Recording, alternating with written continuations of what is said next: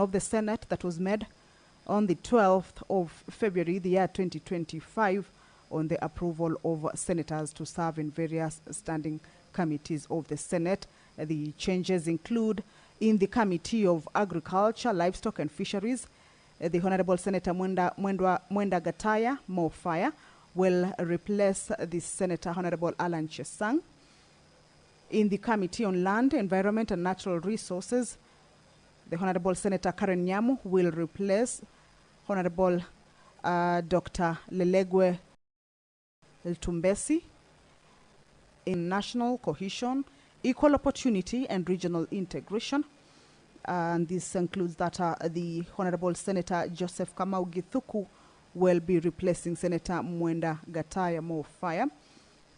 More changes are also on the Committee on National Security, Defense and Foreign Relations. And this notes that the Honorable Senator Dr. Lelegwe Ltumbesi will replace the Honorable Senator Karen Nyamu in that particular committee. So this is a motion that pursuant to the provisions of Standing Order 197. This is with regards to nomination of members of select committees, which says unless otherwise provided by any written law or these standing orders, the Senate Business Committee shall, in consultation with parliamentary parties, nominate senators who shall serve on a select committee. This is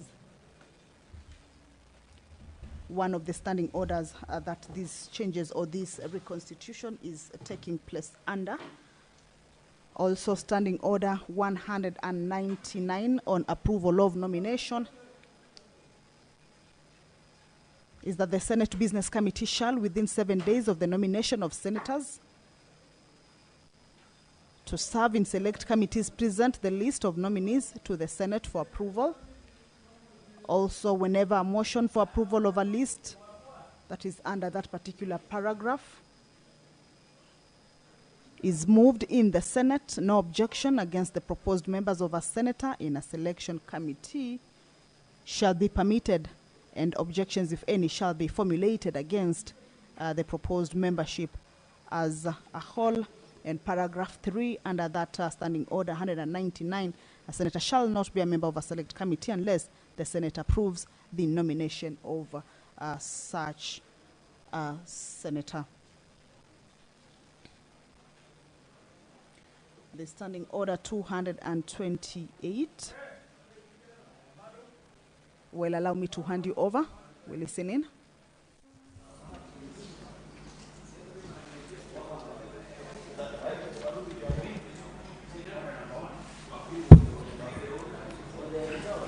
You have no mic.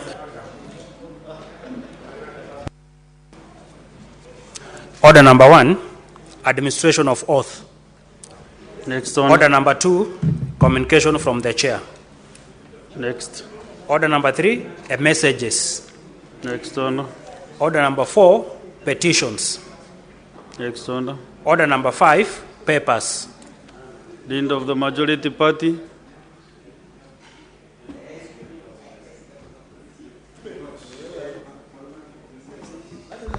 Mr. Speaker, sir, I beg to lay the following papers on the table of the Senate today, Wednesday, the 19th of February, 2025. These are the reports of the Auditor General of the financial statements of Nairobi City County for the year ended 30th June, 2024.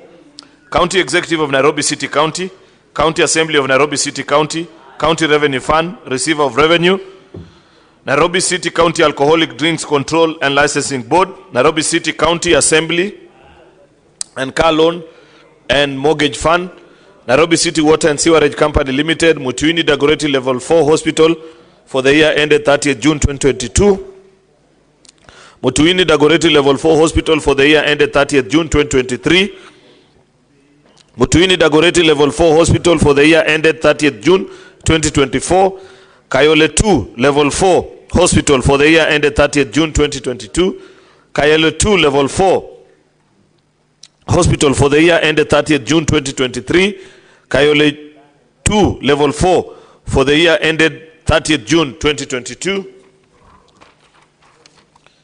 Pumwani Maternity Referral Hospital for the year ended 30th June 2022. Pumwani Maternity Referral Hospital for the year ended 30th June 2023. Pumwani Maternity Referral Hospital for the year ended 30th June 2023.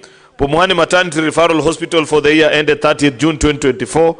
Mbagathi County Referral Hospital for the year ended 30th June 2022. Mbagathi County Referral Hospital for the year ended 30th June 2023. Mbagathi County Referral Hospital for the year ended 30th June 2024. Makadara Level 4 Hospital for the year ended 30th June 2022. Makadara Level 4 Hospital for the year ended 30th June 2023. Makadara Level 4 Hospital for the year ended 30th June 2024. Mama Lucy Kibaki Level 5 Hospital for the year ended 30th June 2022. Mama Lucy Kibaki Level 5 Hospital for the year ended 30th June 2023. Mama Lucy Kibaki Level 5 Hospital for the year ended 30th June 2024. Reports of the Auditor General on the financial statements of Makwiny County for the year ended 30th June 2024. County Executive of Makwiny, County Assembly of Makwiny, County Revenue Fund, Receiver of Revenue, Makwiny County Bursary Fund, Makwiny County Emergency Fund, Makwiny Empowerment Fund, Makwiny County State and Public Officers Car Loan and Mortgage Fund, Wote Municipality County Government of Makwiny, Makwiny County Climate Change Fund, Makwiny County Referral Hospital, Makindu Level 4 Hospital, Sultan Hamud Sub-County Level 4 Hospital, Matiliku Sub-County Hospital, Mukuyuni Sub-County Hospital, Mboni Sub-County Level 4 Hospital, Kisau Sub-County Level 4 Hospital, Tawa Sub-County Level 4 Hospital, Kibwezi Sub-County Level 4 Hospital, Kibwezi Makindu Water and Sanitation Company Limited, Wote Water and Sewerage Company Limited, Mboni Water and Sanitation Company Limited, Makwiny County Sand Conservation and Utilization Authority, Makwiny County Fruit Development and Marketing Authority. Mr. Speaker, I beg to lay. On the senators.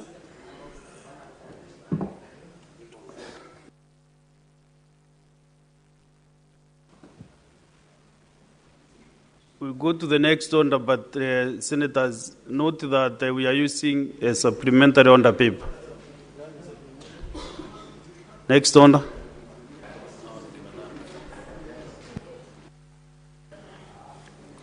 Order number 6, notices of motion. Majority Leader, you have a notice to give. Notice of motion. This is a reconstitution, a further reconstitution of the standing committees, that notwithstanding the resolution of the Senate made on the 12th of February 2025 on the approval of senators to serve in various standing committees of the Senate and pursuant to Standing Order 197, 199, and 228, and the fourth schedule to the standing orders, the Senate approves the following senators nominated by the Senate Business Committee to serve in the standing committees of the Senate as follows. A. Committee on Agriculture, Livestock and Fisheries, Senator Mwenda Gataya Mofaya, CBS, to replace Senator Alan Chesang. Committee on Land, Environment and Natural Resources, Senator Karen Nyamu, to replace Senator Dr. Lelegwe Ltumbes. Senator Alan Chesang, to replace Senator William Cheptumo. C. Committee on National Cohesion, Equal Opportunities and Regional Integration, Senator Joseph Githuku, MP, to replace Mwenda Gataya Mofaya. D. Committee on National Security, Defense and Foreign Relations, Senator Lelegwe Ltumbes, to replace Senator Karen Nyamu. Next order. Order number 7, questions and statements. Yes, we have statements under Standing Order 53-1. We start off with Senator Catherine Muma. I understand she has delegated that work to Senator Miraj. Request for statement on the challenges in replacing and authenticating certificates by the Kenya National Examination Council (NEC). Mr. Speaker, sir, I rise pursuant to Standing Order 53-1 to seek a statement from the Standing Committee on Education concerning the outdated resources sapping processes that applicants must endure whenever they seek to replace lost or destroyed academic certificates at the Kenya National Examination Council's NEC offices. In the statement, the committee should specifically, 1, explain the justification for the laborious and overly bureaucratic procedural hurdles employed by the Kenyan National Examinations Council in their procedures for the replacement and authentication of academic certificates, including the requirement that applicants obtain confirmation letters from their former and hopefully still existent academic institutions to ascertain they sat their national examinations and they did so in that institution. Yet the NEC is the sole custodian of all national examination related data and principal archiver of those candidates' records, and B, issuer of all unique candidates identification numbers for persons sitting their national examinations, and similarly, the sole issuer of all accredited documentation on every candidate's results, including the academic certificates. 2, explain why the NEC is not leveraging technology to operate an independent digitized mechanism that in real time verifies students' examinations related data, thus ensuring all candidates' records, including registration details and results, are digitized and stored on secure cloud-based platforms for real-time ease of access whenever NEC needs to verify any applicant's credentials. B, developing and introducing a centralized database that is accessible to... I can see Senator Miraji is struggling to read our statement. Thank you, Mr. Speaker, for protecting me. Developing and introducing a centralized database that is accessible to authorized personnel across different government institutions whenever verification may be needed. C, adopting biometric authentication based on biometric data collection during examination registration and during the acquisition of national identity cards. And D, issuance of digital certificates and developing a digital verification system that can be accessed, verified, and shared via secure online platforms by different institutions for real-time verification. And 3, establish clear guidelines for application in cases where schools no longer exist, yet applicants must produce confirmation letters as a requirement to avoid victimizing applicants due to circumstances beyond their control. Another statement, request for statement on health sector's response to the consequences of a halt in the United States funding for HIV and AIDS health program. Mr. Speaker, sir, I rise pursuant to Standing Order 53-1 to seek a statement from the Standing Committee on Health regarding the contingency measures being contemplated to address the funding shortfalls resulting from the implementation of the United States Executive Order number 1416-9 dated 24th January 2025 on re-evaluating and realigning U.S. foreign aid, which is halted and supported by multiple U.S. government agencies to Kenya, including the President's Emergency Plan for AIDS Relief, PERFARE. In the statement, the committee should, 1, provide a report on the amount of U.S. foreign aid received by Kenya for the financial year 2023-2024 and 2024-2025, highlighting the portion of that funding targeted towards the life-supporting antiretroviral treatment, ART, for persons living with HIV, PLHIVs, and other essential HIV services program, including testing, access to counseling services, and access to preventive commodities.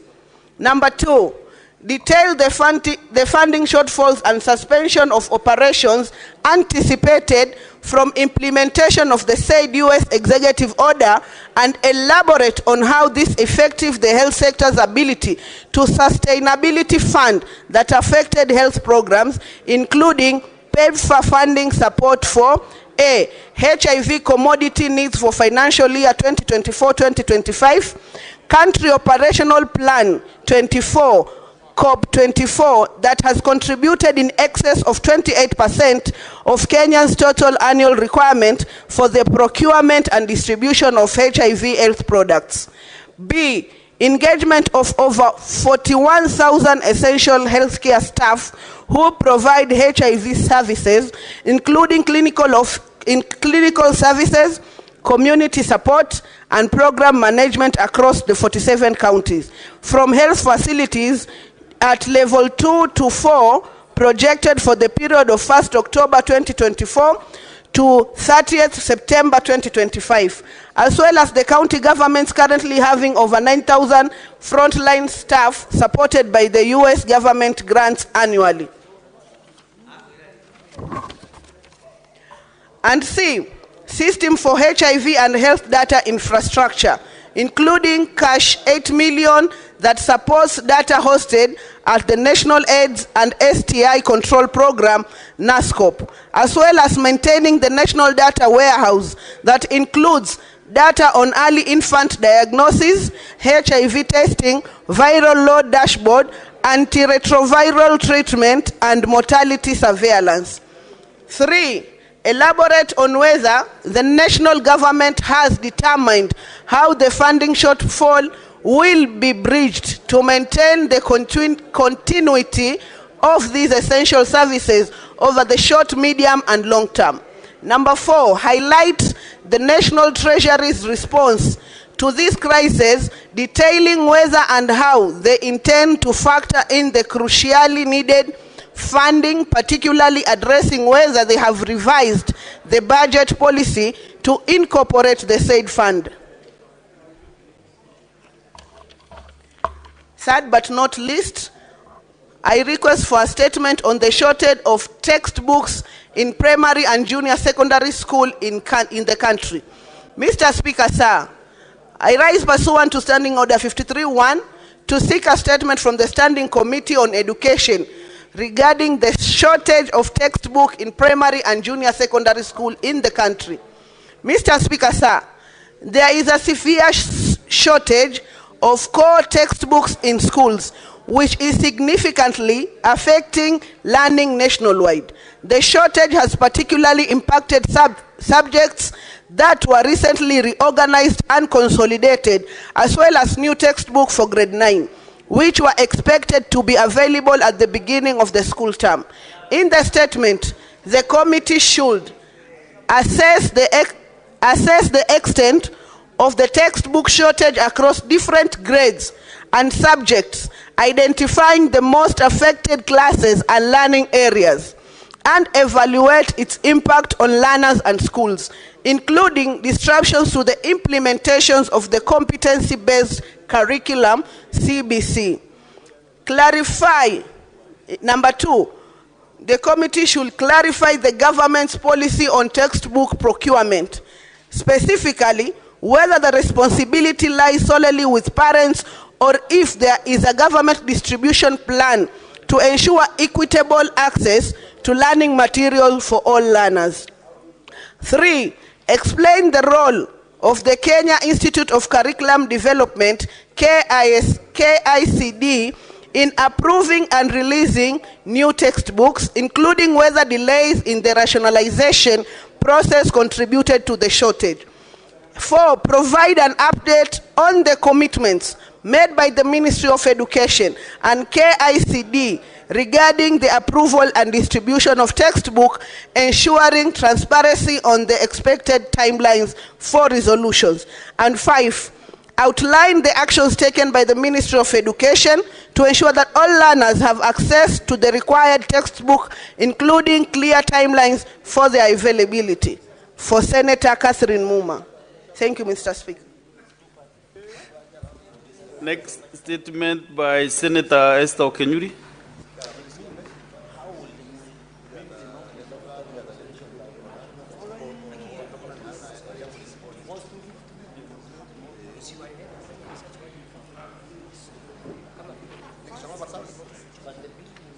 Request for a statement on claims of racism and discrimination in Taita Hills, Salt Lake Resort and Fairview Hotel. Mr. Speaker, sir, I rise pursuant to Standing Order 53-1 to seek a statement from the Standing Committee on Trade, Industrialization and Tourism regarding reported cases of racism, discrimination and nepotism involving staff and service providers in the Taita Hills Safari Resort, Salt Lake Safari Lodge, Fairview Hotel, and Nyali Beach Resort. In the statement, the committee should, 1, state any measures the Ministry of Tourism and Wildlife has taken to safeguard the staff and service providers against the reported cases of racism, discrimination, and nepotism at the Taita Hills Safari Resort, Salt Lake Safari Lodge, and Fairview Hotel and Nyali Beach Resort. 2, outline the terms of employment in the said hotels and state whether the Employment Act is adhered to in hiring and dismissing employees. 3, provide a comprehensive report of employees and vendors hired or fired within the last 1 year, giving the justification for the same. And finally, explain any steps being taken to ensure that discrimination, racism, and nepotism against clients, staff, and service providers is eliminated in all hotels in the country. Senator Esther Okenyuri, MP. Thank you. Thank you. Next is Senator Mudigi Alexander.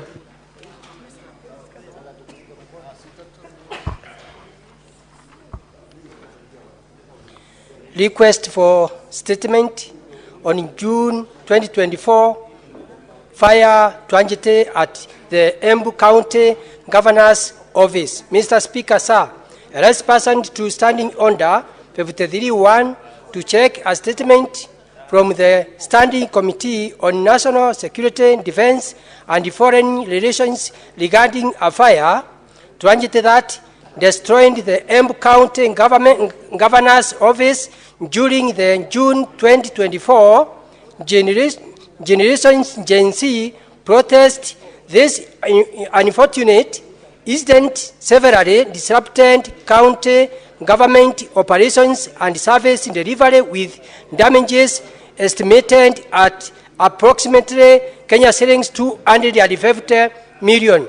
In the statement, the committee should, 1, clarify whether the Ministry of Interior and National Administration has plans to allocate funds for the renovation of the affected offices and the replacement of crucial information, communication, and technology equipment. 2, indicate whether the ministry has conducted an assessment of the damages and established the necessary reconstruction measures. And 3, state whether whether emergency funds are available through the National Disaster Funds to facilitate immediate renovation works without further delay. Senator Mudigi, Embu County.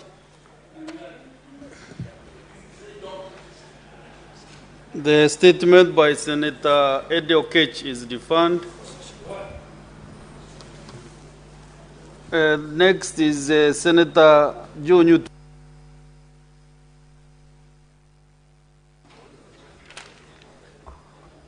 Mr. Speaker, sir, I rise pursuant to Standing Order 53-1 to seek a statement from the Standing Committee on National Security, Defense and Foreign Relations regarding the security situation in Kandara constituency in Murang'a County.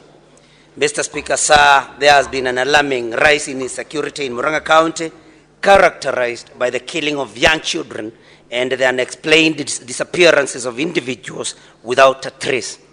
This situation has been exacerbated by the closure of 3 police stations, namely Kiriko Police Post, Kawendo Police Post, and Gakoi Police Post in Kandara constituency.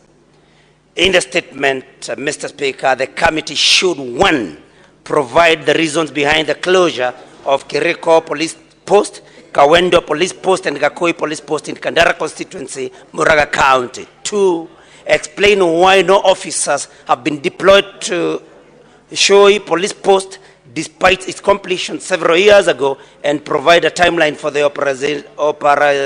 operationalization. And 3, outline the measures in place to enhance security in Kandara constituency and the wider Murang'a County, and explain the actions being taken by the police to bring to book those behind the wave of insecurity in this area. I thank you, Mr. Speaker. Next is Senator Mwaruma Jones.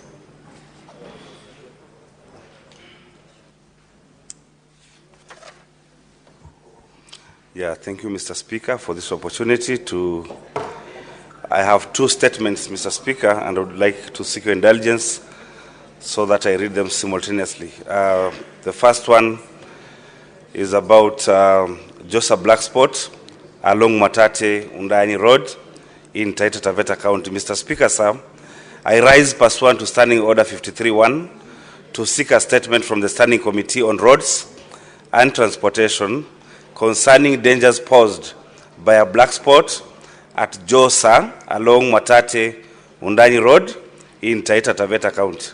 In the statement, the committee should, 1, state the number of road accidents that have happened along the Matate Undani Road at Josa, particularly at the section of the road commonly known as Corner S, and provide data on casualties and fatalities attributed to the said accidents from 2019 to date.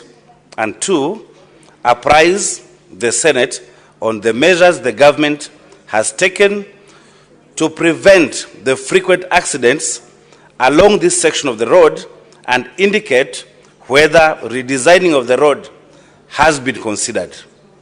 The second statement, Mr. Speaker, is on the funding for the construction of junior secondary school classrooms.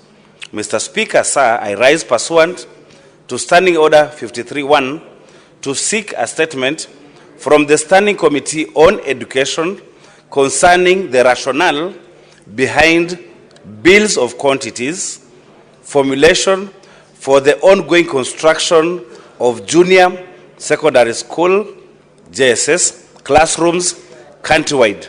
In the statement, the committee should, 1, explain the rationale behind the decision to award a blanket figure for 1 million shillings for the construction of each classroom, and whether this decision considered transport and other related costs incurred during transportation of materials, including the availability of the said materials within the areas where the construction is taking place. 2, apprise the Senate on whether the government has any plans to adjust the amount payable to the contractors engaged in areas that face materials and logistical challenges to ensure contractors do not engage in substandard work as they try to safeguard their profits. And 3,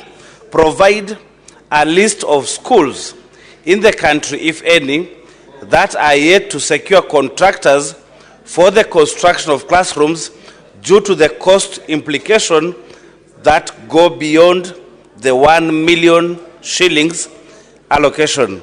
I thank you, Mr. Speaker.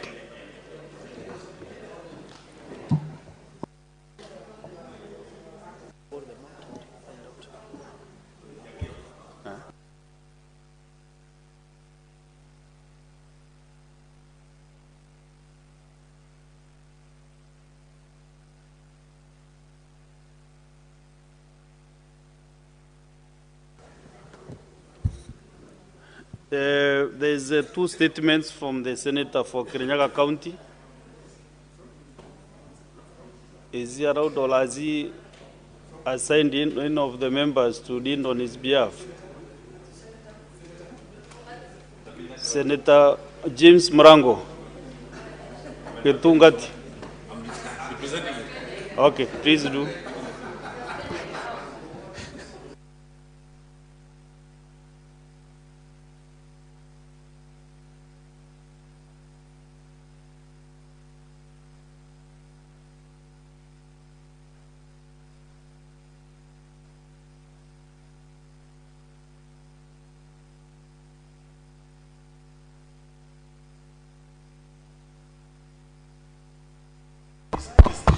Thank you very much, Honorable Speaker. I want to read these statements representing the Honorable James Kamau Murango, Senator from Kirinyaga, and it is such a pleasure to represent one of our own, Agitungati. Request for statement on the pending bills owed to contractors and suppliers by the county government of Kirinyaga. Mr. Speaker, sir, I rise pursuant to Standing Order 53-1 to seek a statement from the Standing Committee on Finance and Budget regarding the pending bills owed to the contractors and suppliers for goods delivered and services rendered to the county government of Kirinyaga. Mr. Speaker, sir, this is a matter of great concern considering that some of the contractors and suppliers have loans to service and the continued non-payment of the pending bills starves businesses of the necessary capital to operate and grow. In the statement, the committee should, number one, provide details of the amount of pending bills owed by the county government of Kirinyaga to contractors and suppliers for goods delivered and services rendered at the end of the financial year 2023-2024, and state the period the unsettled pending bills have been outstanding. Number two, state any measures in place to ensure that the Kirinyaga County government settles all the pending bills as a matter of priority. And number three, explain the administrative, policy and legal steps that the government and the relevant agencies have taken to ensure that the county governments do not accumulate pending bills in future. Signed by Senator James Kamau Murango, MP, Senator for Kirinyaga County. If you, Chair Agriculture Committee Emeritus, if you allow me, Honorable Speaker. Please do. Go ahead. I have a second statement. People are very excited. I don't know why. Yeah, we are very proud to be Tungatis. Request for statement on the disbursement and review of capitation to public primary and secondary schools. Mr. Speaker, sir, I rise pursuant to Standing Order 53-1 to seek a statement from the Standing Committee on Education regarding the disbursement and review of capitation to public primary schools and secondary schools by the government, noting that the schools have reopened and are facing financial strain, having accrued debts from suppliers in anticipation of settlement of arrears owed to them by the national government. In the statement, the committee should, number one, provide details on the amount of capitations arrears owed to public primary and secondary schools for the 2024 academic year. Number two, indicate the timeline for the disbursement of the pending arrears for 2024 and for the first term allocation for the 2025 academic year. And number three, clarify whether the government has any plans to review the capitation per learner in both primary and secondary school, considering that the last review was conducted in 2017 and schools continue to face financial challenges due to inflation and prevailing economic conditions. This statement has been signed by Senator James Kamau Murango, MP, Senator for Kirinyaga County, Field Marshal in the Itungati movement.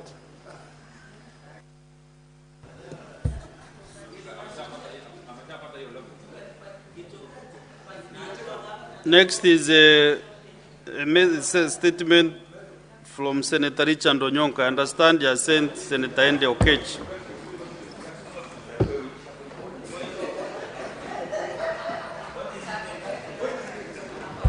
Mr. Speaker, I thank you. This is a request for statement on victimization of teachers at Poroko Friend School in Transmara West Sub-County, Narok County. And I'm reading it on behalf of Senator Onyonka, the great senator of the people of Kisii County. Mr. Speaker, sir, I rise pursuant to Standing Order number 53-1 to seek a statement from the Standing Committee on Education regarding claims of victimization. Mr. Speaker, there's a lot of noise from the other side. But regardless, I rise pursuant to Standing Order number 53-1 to seek a statement from the Standing Committee on Education regarding claims of victimization based on tribe, of teachers in Poroko Friend School in Transmara West Sub-County, Narok County. Mr. Speaker, before the 2024 Kenya Certificate of Secondary Education, KCSE, examinations, it is alleged that teachers were asked to hang around and assist, and it reads, this is a quotation, engage in exam malpractice, candidates a request, it is said many refused. The school principal is reportedly on record threatening dire consequences against those who refuse to cooperate.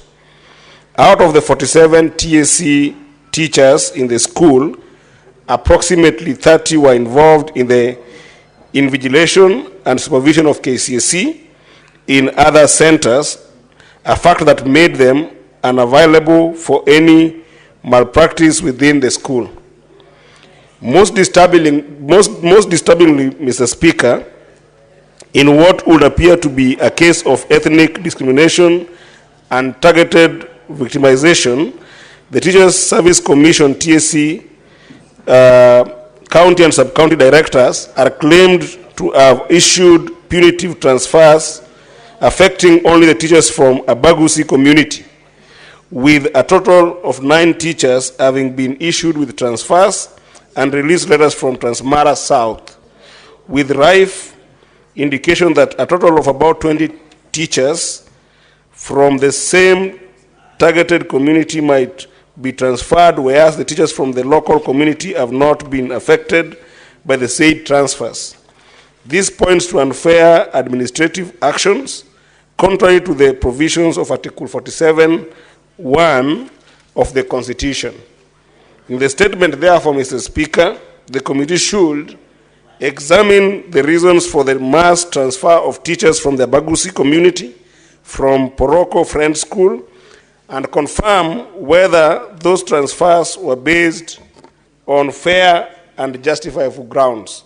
Secondly, Mr. Speaker, in the statement, the committee should establish the state the circumstances under which the Kenya National Examination Council, NEC, barred 32 examiners from the school from participating in the national marking exercise and whether the decision is subject to revision. Further, Mr. Speaker, in the statement, the committee should verify whether investigations were carried out into the alleged intimidation, threats, and incitement against some teachers and explain whether disciplinary action will be taken against anyone found to be culpable. Further, Mr. Speaker, in the statement, the committee should outline any measures the Ministry of Education is taking to ensure that the teachers' transfers are done in a manner that will not be adverse, discriminatory, punitive, or inhumane to those affected.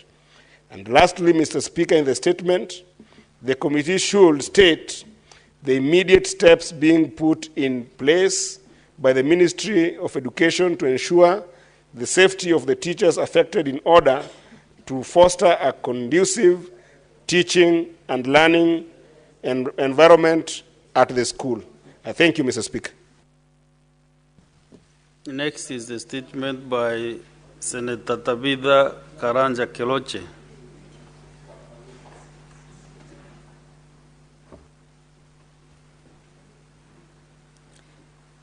Mr. Speaker, sir, I rise pursuant to Standing Order 52(1) to make a statement on a matter of general topics concern, namely the deterioration state of security and delivery of services to the residents of Nakuru County. Mr. Speaker, sir, Nakuru County residents have been left in a state of disbelief, shock, bereavement, and helplessness following 3 separate incidences that have happened over the last 1 month or so. In the first incident, a political activist, Mr. Richard Raymond, was brutally murdered on 18th January 2023, just a few meters from the Erbagon police station in Molo. On the same day, Mr. Brian Odhiambo mysteriously disappeared from a police custody, and to date, his whereabouts remain unknown.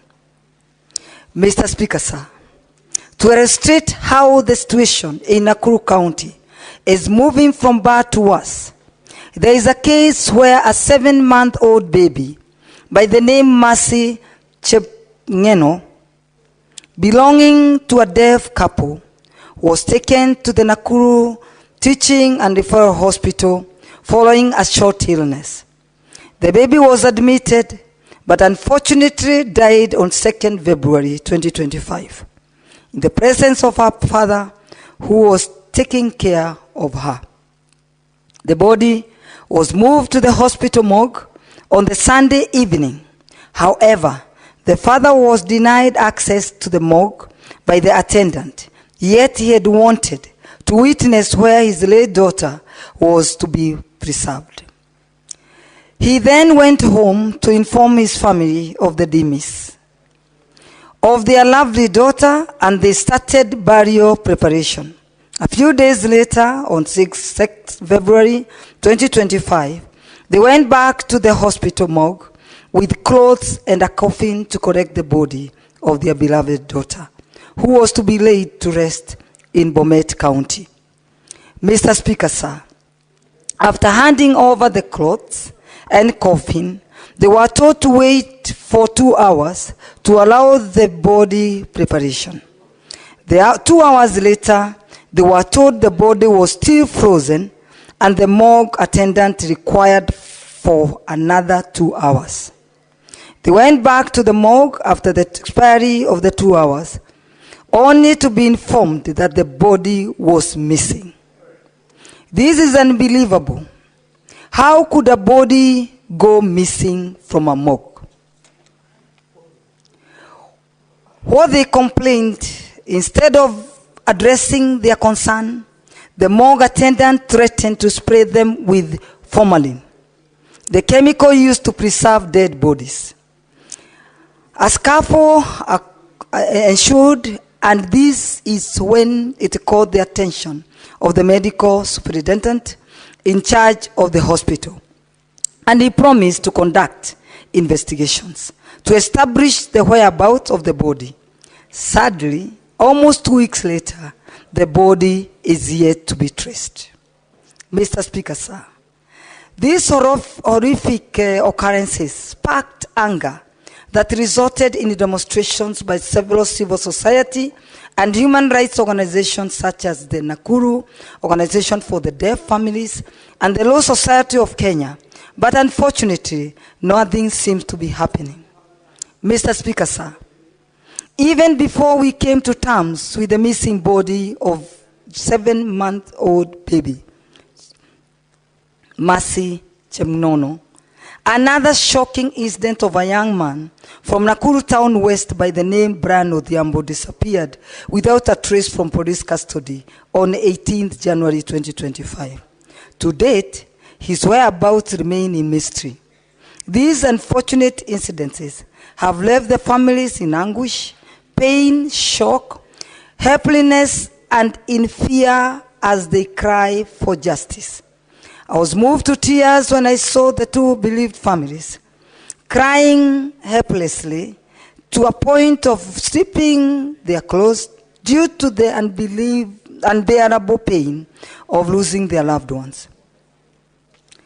I'll bring statements to the relevant committees for further actions to achieve justice for my people of Nakuru. Thank you, Mr. Speaker, sir, for the opportunity to make this statement, and may God bless you all. Led by Senator Tabitha Kiroche. Thank you. There is a statement by Senator Mohamed Chute. I saw him when we were starting, but I don't know where he disappeared to. So that statement is dropped. The next one. Okay. Honorable Senators, while using the powers bestowed to the Speaker or the Chair under 45.2, standing under 45.2, I reorganize the business under Senators. Under Senator Tabitha Keroch. I now reorganize the business. So, under number 8, 9, 10 stands defunct. We go to now under number 11. Order number 11, motion, reconstitution of standing committees. Majority Linda.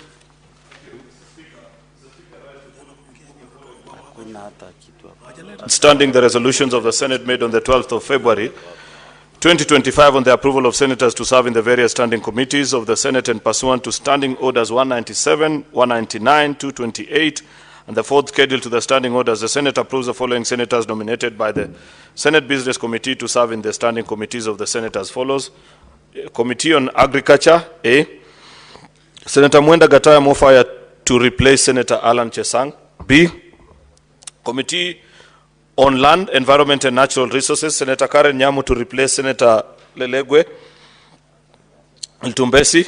And 2, Senator Alan Chesang to replace the late Senator William Cheptumo. C. Committee on National Cohesion, Equal Opportunities and Regional Integration, Senator Joseph Kamau Githuku to replace Senator Mwenda Gataya Mofaya. And D. Committee on National Security, Defense and Foreign Relations, Senator Dr. Lelegwe Ltumbesi to replace Senator Karen Nyamu. Mr. Speaker, we only did this work last week, but since then there are 2 events that have led to this quick reorganization. One is a rather obvious one on the majority side, given that we lost one of our colleagues, and there are certain committees, Mr. Speaker, that members felt it will be unfair to leave them short of quorum as we think about what will happen in the future. Second, and most importantly, Mr. Speaker, having listened to some of the members on where they were placed, it became rather important to take into consideration their concerns and the need for them to serve where they felt their strength will be better utilized. So it's a fairly straightforward matter, Mr. Speaker, which I want to beg the House to grant the permission to proceed. I request Senator Professor Tom Ojienda to second. Say a second. Unalala.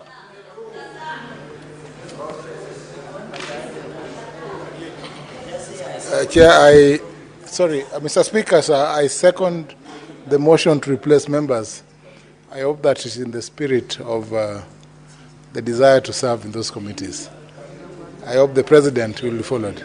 Thank you.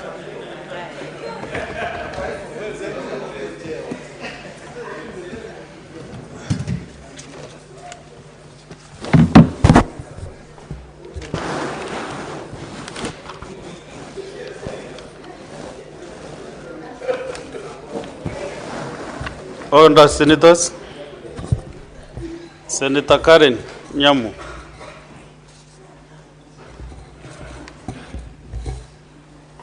Honourable Senators, I propose the question that notwithstanding the resolution of the Senate made on 12th February 2025 on the approval of senators to serve in various standing committees of the Senate and pursuant to standing orders 197, 199, 228 and the 4th schedule to the standing orders, the Senate approves the following senators nominated by the Senate Business Committee to serve in standing committees of the Senate as follows. A. Committee on Agriculture, Livestock and Fisheries. Senator Mwenda Gataya Mofaya, CBS MP, to replace Senator Alan Chesang, CBS MP. B. All the members. Senator Chalgei, I've been there in Parliament for some time, and when the Speaker is addressing the Senate, no senator should even try to even breathe heavily. B. Committee on Land, Environment and Natural Resources. 1. Senator Karen Nyamu, MP, to replace Senator Dr. Lelegwe Ltumbesi, CBS MP, And 2, Senator Aaron Chesang, CBS MP, to replace the late Senator William Cheptumo, CBS MP. And C, Committee on National Cohesion, Equal Opportunity and Regional Integration. Senator Joseph Kamau Githuku, MP, to replace Senator Mwenda Gataya Mofaya, CBS MP. D, Committee on National Security, Defense and Foreign Relations. Senator Dr. Regwere Tubesi, CBS MP, to replace Senator Karen Nyamo, MP.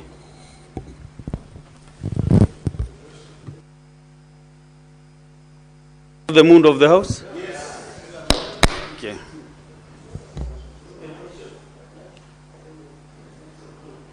So I want to ascertain that this motion does not involve counties or concerned counties, and also I can confirm we have quorum. So, Honorable Senators, I put the question that, notwithstanding the dissolution of the Senate made on 12th February 2025, on the approval of senators to serve in various standing committees of the Senate, and pursuant to standing orders 197, 199, 228, and the fourth schedule to the standing orders, the Senate approves the following senators nominated by the Senate Business Committee to serve in standing committees of the Senate as follows. Committee on Agriculture, Livestock and Fisheries. Senator Mwenda Gataya Mofaya, CBS MP, to replace Senator Aaron Chesang, CBS MP. Committee on Land, Environment and Natural Resources, Senator Kale Nyemo MP, to replace Senator Dr. Regwere Tubesi, CBS MP, and Senator Alan Chesang, CBS MP, to replace the late Senator William Cheptumo, CBS MP.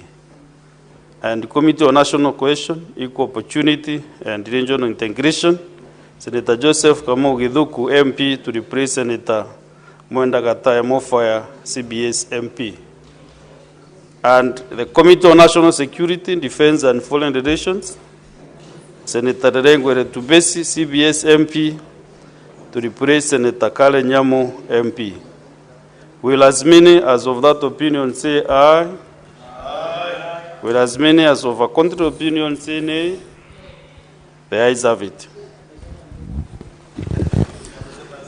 Order number 12. Next order. Motion, consideration of the Senate calendar, regular sessions for the fourth session. Okay. Majority leader.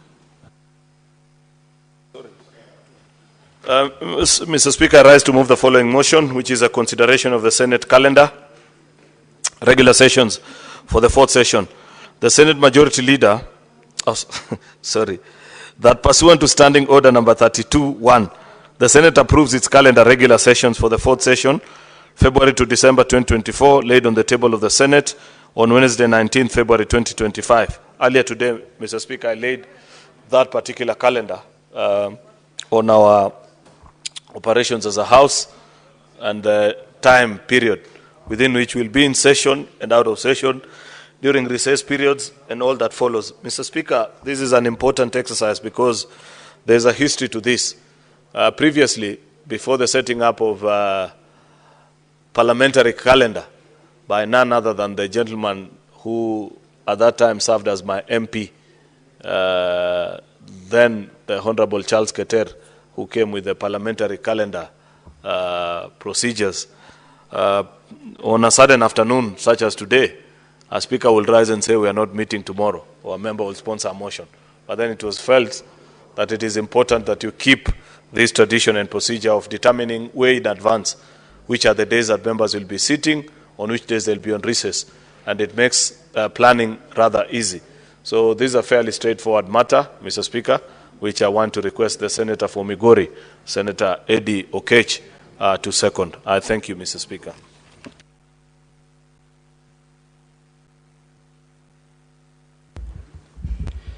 Mr. Speaker, this is a pretty straightforward matter and a procedural motion that I don't want to belabor because there is much greater things to discuss, including some senators haven't given some of their thoughts or opinions on what happened in the AU I see Senator Lelegwe is very curious to be able to contribute on the AUC results. So therefore, I won't bore us much with discussing this. I second this motion so that we can move to the next. Thank you. Honorable Senators, I propose the question that pursuant to standing order 32.1, the Senator approves the calendar regular sessions for the 4th session, February to December 2025, laid on the table of the Senate on Wednesday, 19th February 2025. I don't know whether the senators on my screen want to contribute to this. Is that the mood of this Honorable House? Okay. Honorable Senators, I put the question that pursuant to standing order 32.1, the Senate approves its calendar regular sessions for the 4th session, February to December 2025, laid on the table of the Senate on Wednesday, 19th February 2025. Will as many as of that opinion say aye? Aye. Will as many of the contrary opinion say nay? The ayes have it.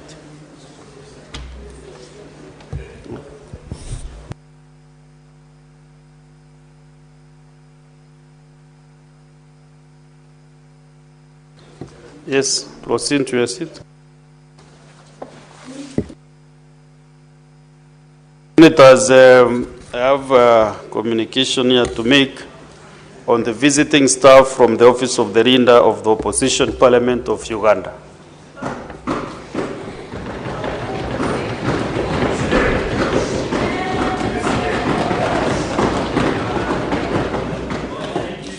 Honorable Senators, I would like to acknowledge the presence in the Speaker's Gallery this afternoon of a visiting delegation of 5 staff from the Office of the Leader of Opposition of the Parliament of Uganda.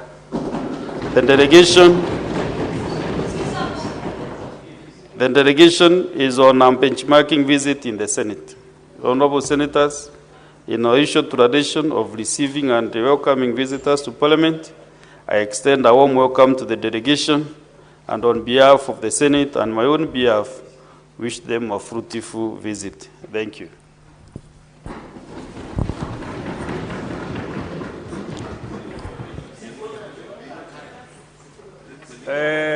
Senator Boni Karwale. And 1 minute, please. No, Senator. Thank you, Mr.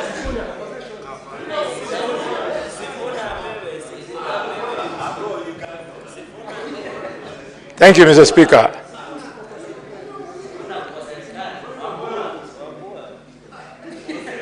Mr. Speaker, I want to thank you for allowing me to welcome our visitors to this Senate with one important observation, that let it go on record that it is the wish of the Senate of Kenya that Dr. Besigye,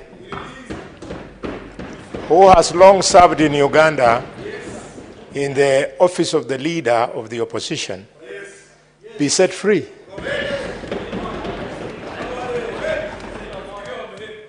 And Mr. Speaker, I say these things with maximum respect, because when I was a small boy at the School of Medicine at the University of Nairobi, Mr. Speaker,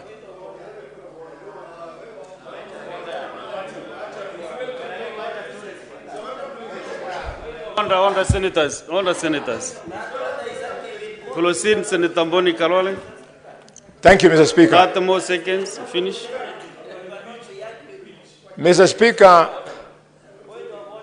I say this with maximum respect because, Mr. Speaker, I recall when I was a small boy at the School of Medicine at the University of Nairobi, Dr. Besigye was a doctor at Nairobi Hospital.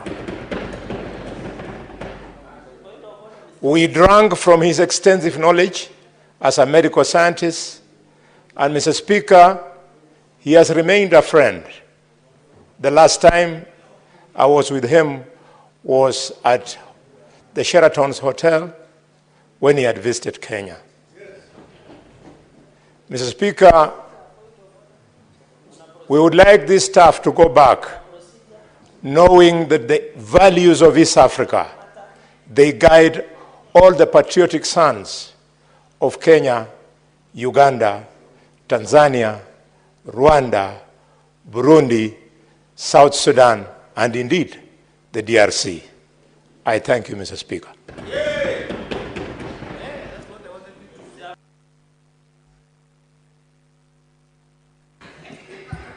Senator Sifuna Edwin. Just under 1 minute, kindly. Honorable Speaker, as Senator of Nairobi, where we are seated today, I want to take opportunity on behalf of the House to welcome the delegation from Uganda, the leader of opposition's office.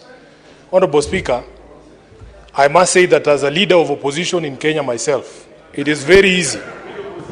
It is very easy to be in the opposition in Kenya because we are protected by a very robust constitution for which many people died, and ensure that we have the freedom to speak, freedom to associate, and freedom to exercise our own choices.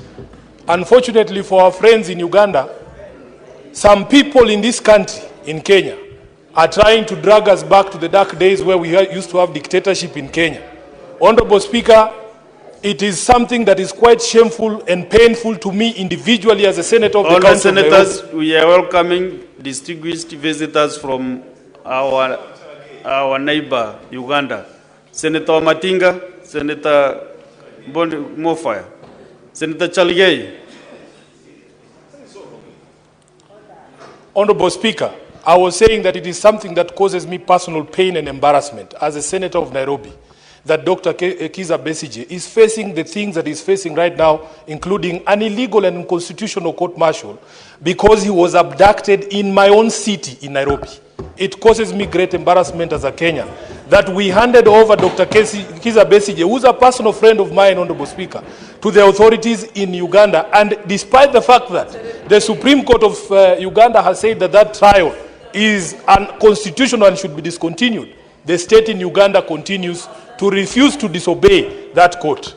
So therefore, the delegation from Uganda, know that you have brothers in Kenya who will stand on guard to ensure that we free Dr. Kizza Besigye and we restore Kenya as a safe haven for all the people who believe in democracy in this country, in this world. I thank you, Honorable Speaker, and I welcome them. Let them feel free in Kenya, knowing that the constitution of our country guarantees freedoms for all. I thank you. What is your point of information, Senator Chaligei? Who do you want to inform and is already seated? And it doesn't need your information. Clarity. On point of clarity, Mr. Speaker, I raise understanding order 98 on a point of order and 101 on contents of speech. I needed clarity on our standing orders. And my professor of law is here. Is it in order for us to discuss an active case in another jurisdiction of Kizza Besigye that is being considered by High Court in Kampala, Mr. Speaker? Yet our standing orders are very clear that when a matter is active in court, it should not be conversed, Mr. Speaker. Mr. Speaker, Mr. Speaker, I have not even finished. Mr. Speaker, in fact, you are the ones embarrassing the Senate by questioning sovereignty. You are, Mr. Speaker. Mr. Speaker. Senator Sifuna. Mr. Speaker.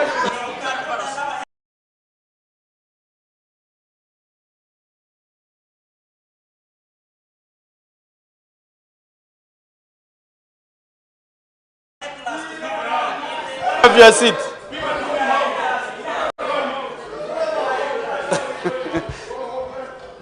Senator Chaligei, you know, sometimes you don't cause unnecessary drama in front of visitors. Honourable senators. Honourable senators. Senator Chaligei.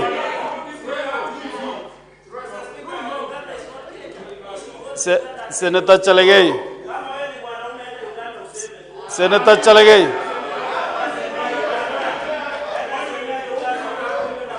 Honourable Senator Chaligei.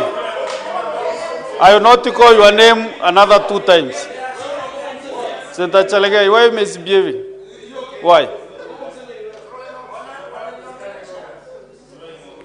Honorable Senators, I would like to acknowledge Senator Henry Okech. I would like to acknowledge the presence in the public gallery this afternoon visiting teachers and students from Kawongo Secondary School in Mwingi North Constituency, Kitui County. The delegation comprises of 4 teachers and 42 students who are in the Senate for a one-day academic exposition. Honorable Senators, in our history tradition of receiving and welcoming visitors to Parliament, I extend a warm welcome to them, and on behalf of the Senate and on my own behalf, wish them a fruitful visit. Senator Wambua, welcome the students from Kitui County.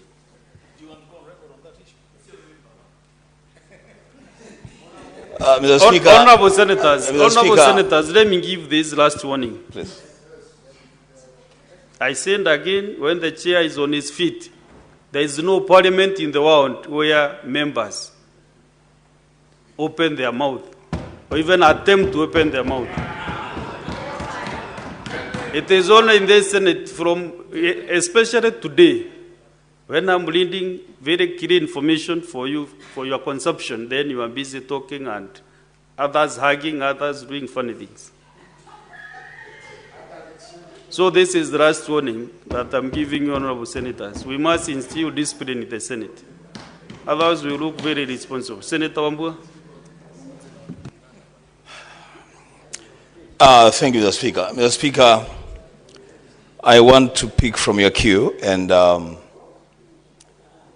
welcome students and teachers from Kamawongo Secondary School in Mwingi North Constituency, and tell them that this is where leaders in this country exchange ideas and build the nation. What they are witnessing now is just a small matter, but Mr. Speaker, I am very, very disappointed with my neighbor, my friend, my brother, Senator Gataya. Senator Gataya, you owe those children and their teachers an apology. Mr. Speaker, when you called me to invite and welcome the students, Senator Gataya spoke from his chair in Kiswahili and he said, "Wako na njaa sana." Mr. Speaker, as a Senate, we can never sing that low. It doesn't matter what the students and their teachers are going through. That is their case with their God.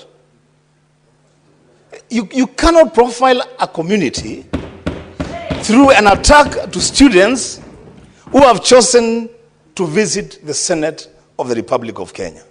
Through you, Mr. Speaker, I would require an apology from Senator Gataya. Lastly, Mr. Speaker. Before you proceed, you know, that is not the behavior of the Senate. So, Senator Mwenda Gataya, if you have really uttered such ones, then you should honorably apologize.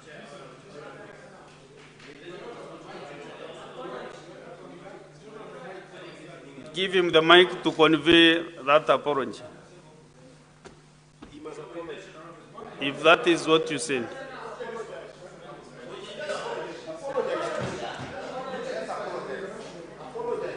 Thank you, Chair. Thank you for giving me this opportunity. But my intention was not to hurt Senator Wambua or the children. My intention was to make sure that, we have a tradition. Whenever a school visit, we normally give them sodas and mikates on behalf of... that was my intention, Chair. Kamawongo is my neighboring school, but I am going to apologize if that is... it has been taken in bad faith, I apologize. But my intention was to make sure that we buy them sodas and mikates. This is my neighboring school. Yes. No. Members, honorable members. Finish with Senator Wambua.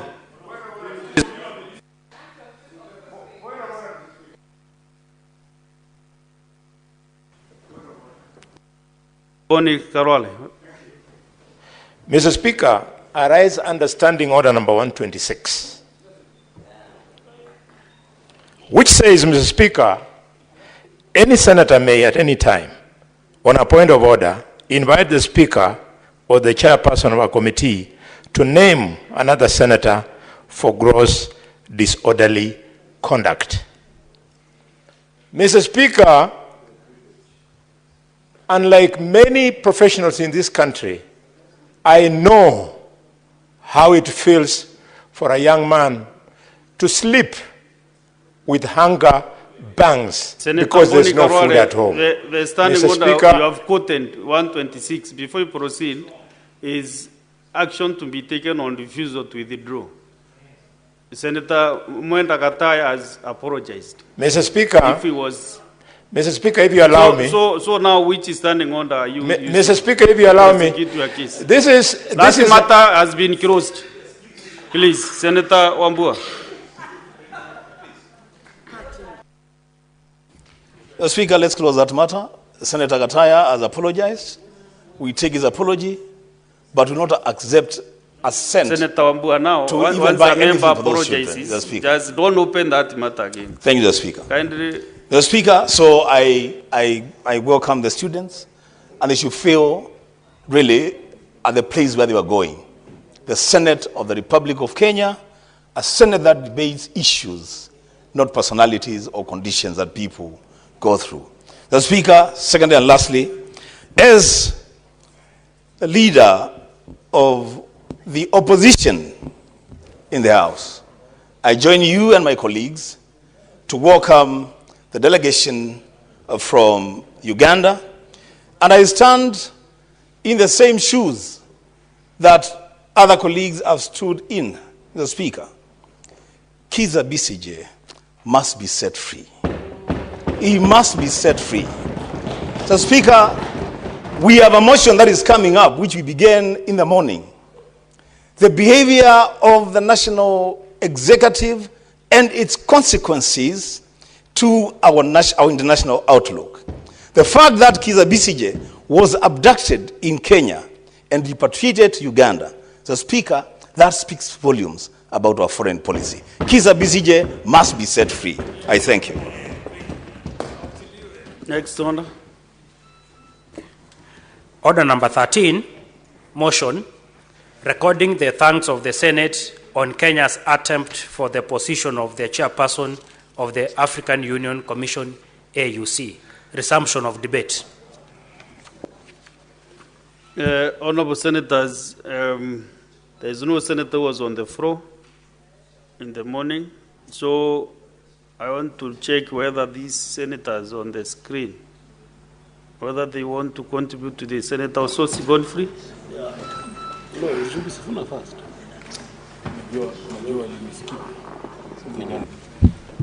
Thank you, Mr. Speaker, for the opportunity to contribute to this very important motion. Mr. Speaker, let me start by thanking my party leader, Honorable Raila Odinga, for the credible effort he put in the campaigns to become the African Union Commission chairperson. Mr. Speaker, as has been said by my colleagues before, Honorable Raila put in a lot of energy, a lot of attention, and a lot of effort in attempts to secure this position. And we know that Honorable Raila has a Pan-African spirit, and he has many friends across Africa. But the effort that he put in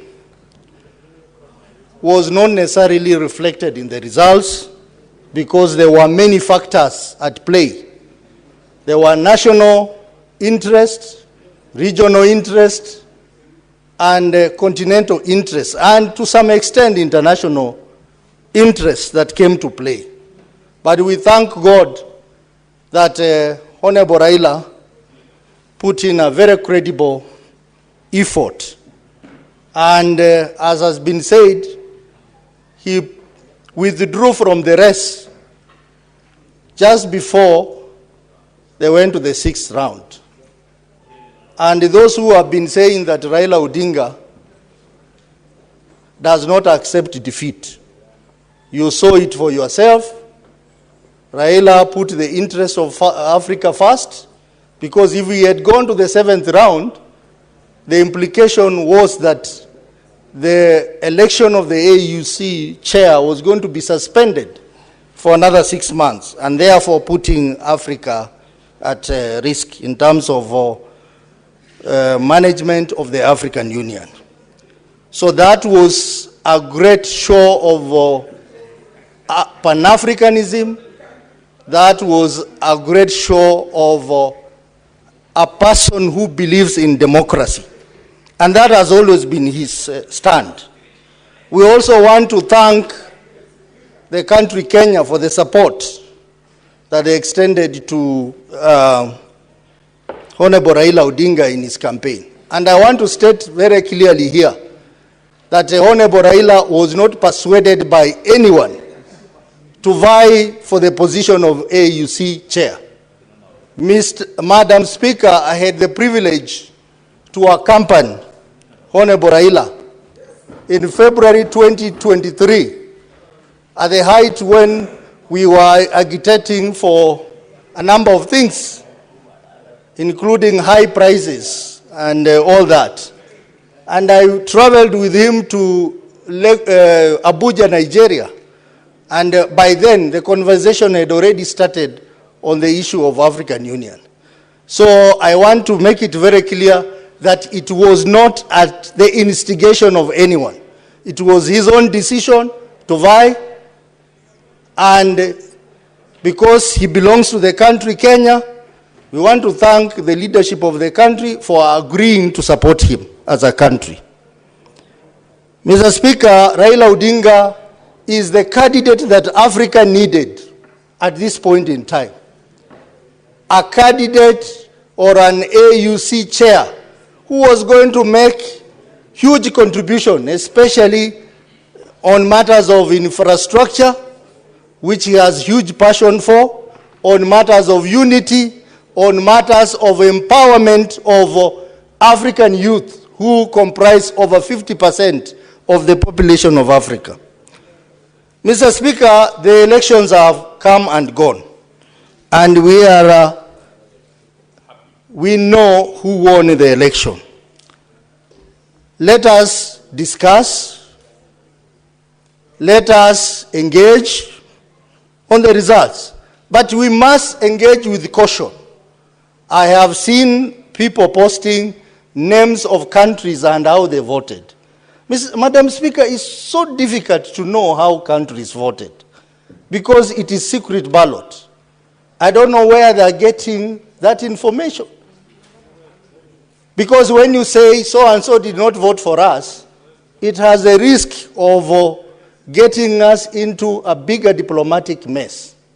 So I want to request those who are telling us how countries voted to go slow on that, because we are going to even get deeper into diplomatic crisis.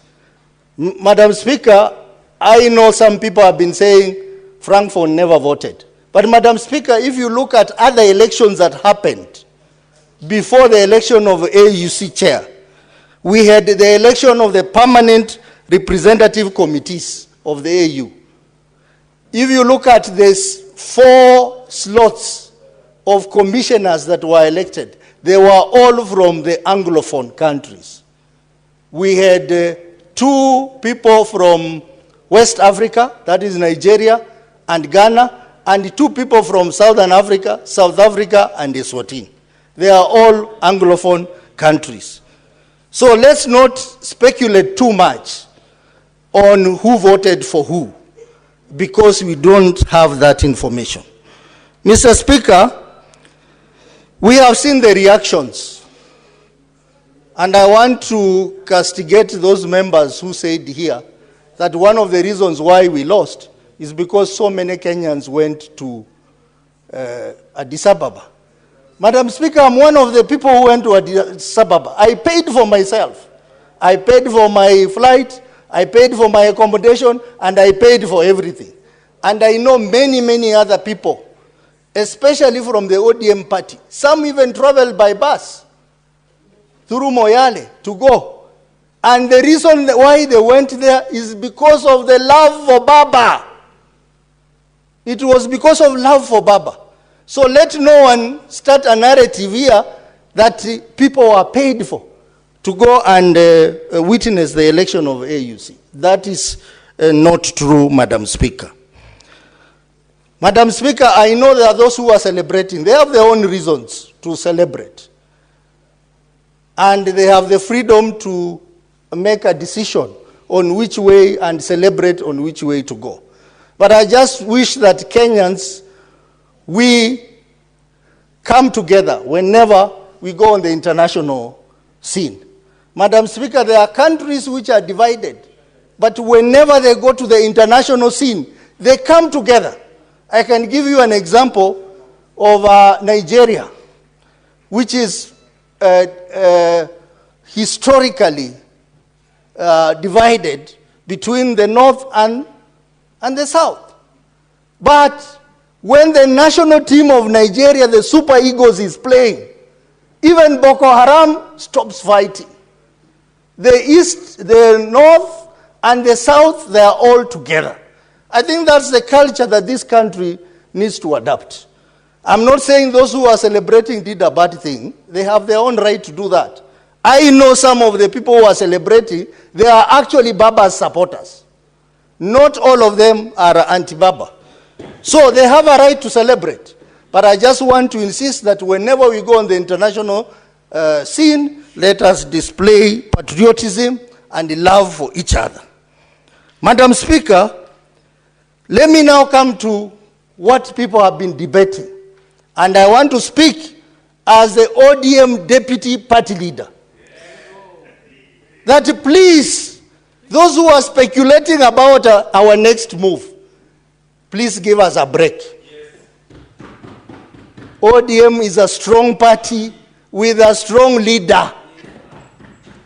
We are reflecting, and when we make a decision, it will not be because Cheregei has told us how to act. It will not be because some people on the streets are telling us how to, our next move.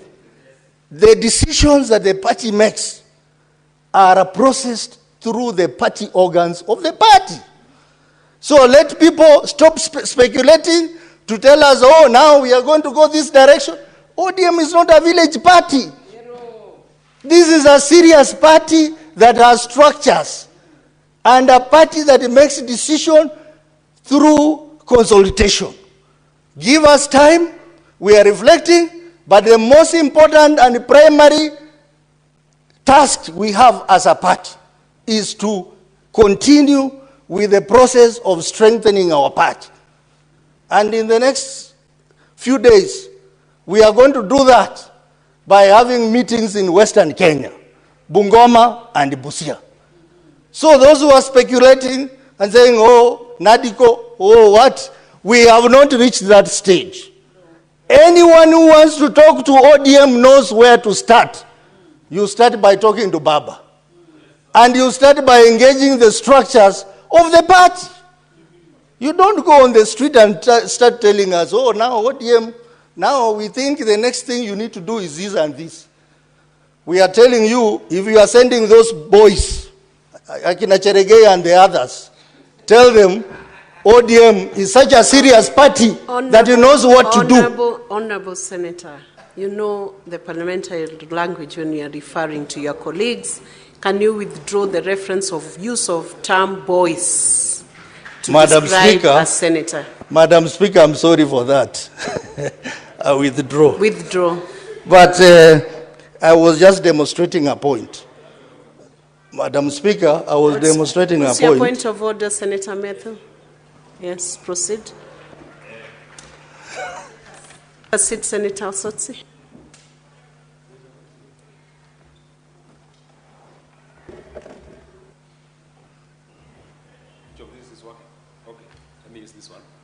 Madam Speaker, I would not have wanted to interrupt the Deputy Party Leader of ODM Party. I'm rising pursuant to Standing Order 105, responsibility for a statement of fact. Now that, Honorable Speaker, we want to follow the debate and we want to understand where the Deputy Party Leader of ODM is coming from, and he's a senior official in the party. May I ask that he expound so that for our own consumption and for our own knowledge, who are these people that he's referring that are sending boys to their party? I think it is fair that he expounds so that we are able to follow the conversation and follow the debate. Senator Sotsi, can you elaborate? You know, Senator but without Methu, the reference of the word boys, because that name has been withdrawn. I withdraw the word boys. But, you know, Senator Methu is such a very intelligent leader. And you have been reading newspapers. You have been following social media. And you have heard people make statements in the media regarding what the next steps of ODM should be. I made reference to Senator Cheregei, who has even come out, even on the floor of this house, to even allocate positions to our party. In the morning, in his contribution, he said that they are going to allocate this kind of position in the party. That is why I was making reference to say that please, speculators and our competitors from either side, please give us a break. We know what we are doing. We knew that in this election there can only be two results, either a win or a loss. And we were prepared for that. So give us a break. We are an organized party. We are a big party. And ODM does not implement its decision based on public hallucination or perception. We make concrete decisions that are for the betterment of our membership. And that is the position, Madam Speaker. What is your point of order, Senator Boni? Thank you, Madam Chair. Indeed, I heard the Senator for Nyandarua very well. Could the Chair please invite Senator Osotsi to respond to that point of order? His point of order was, who is sending the boys? That is the clarification we wanted. Once you tell us those boys, it doesn't matter whether you call them boys or what. Boni, but once you tell us, yes, sir, man. We have restrained the use of unparliamentary language. The term boys was withdrawn. So don't use it again. Yeah. The point of order, Madam Speaker, was the identity of the person or people who are sending the people he called those names. Who is this force? Proceed, Senator Osotsi. I believe it should take less than a minute to clarify that. My time is being eaten into, but very clearly that what I was trying to imply, Madam Speaker, is that we are getting a lot of unsolicited advice from people who are not members of ODM party, telling us what to do next. We do not want that advice because we are a strong party that has structures and that has systems on how decisions are made. So let them give us a break. We are reflecting and we will make the right decision. And we went to this election knowing there are two results, a win or a loss. And we were prepared for both. So all this hallucination and perception should immediately stop. Thank you, Madam Speaker. I support. Thank you, Senator Osotsi. Senator Edwin Sifuna Watenya, Deputy Minority.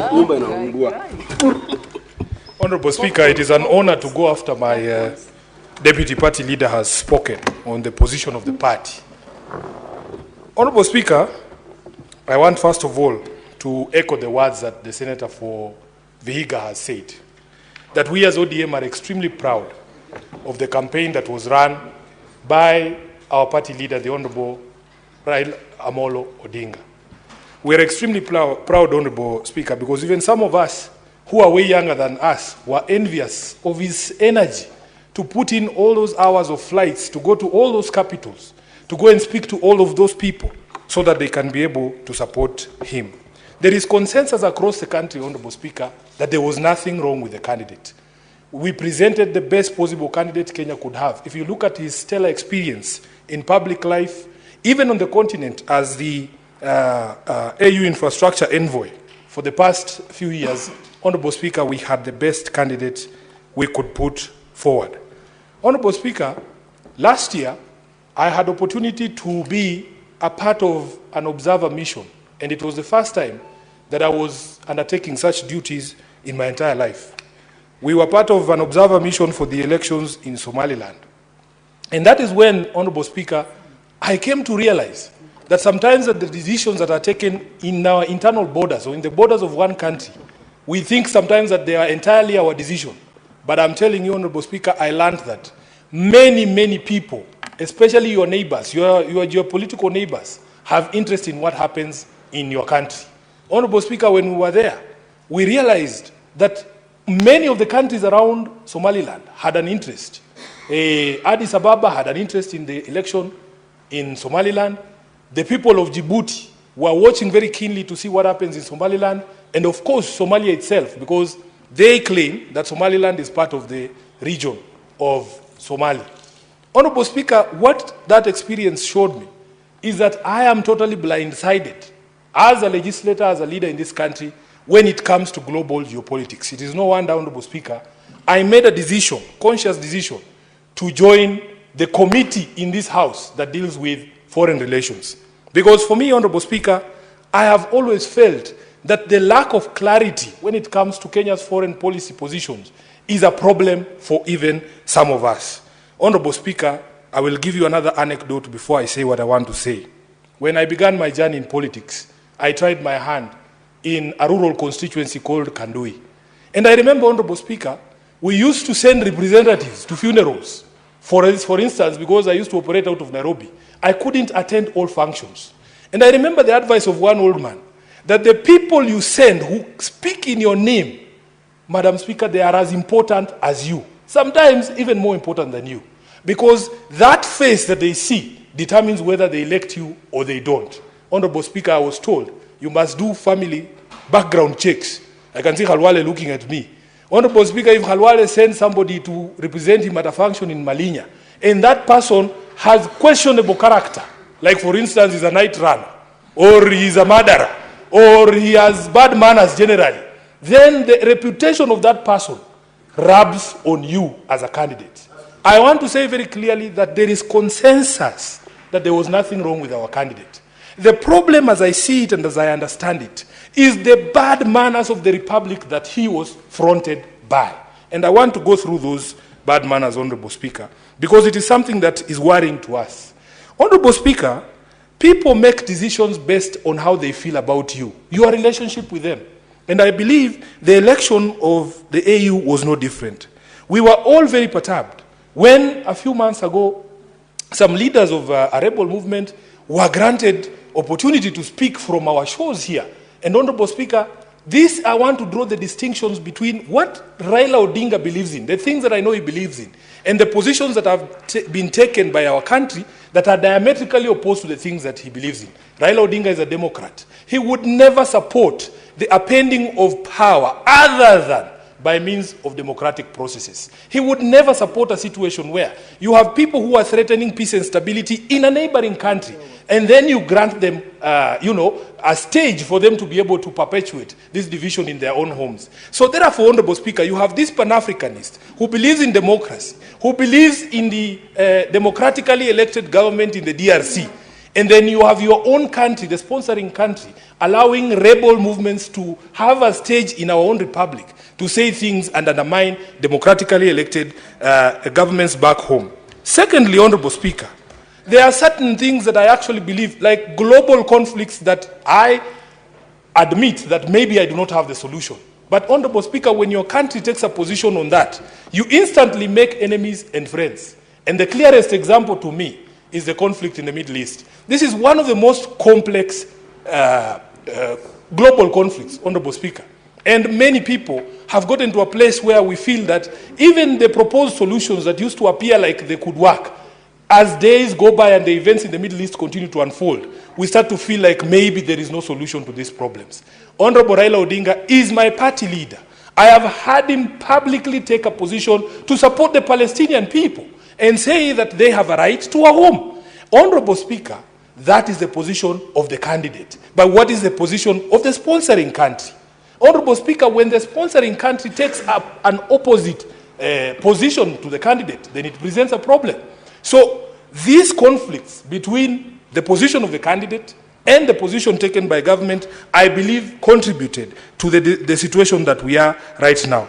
Honorable Speaker, of course, all of us know that once conflict erupted in the DRC, there are certain notions, especially from countries and players in that particular country, that Kenya's position was not a position that was advancing the security and peace of the DRC.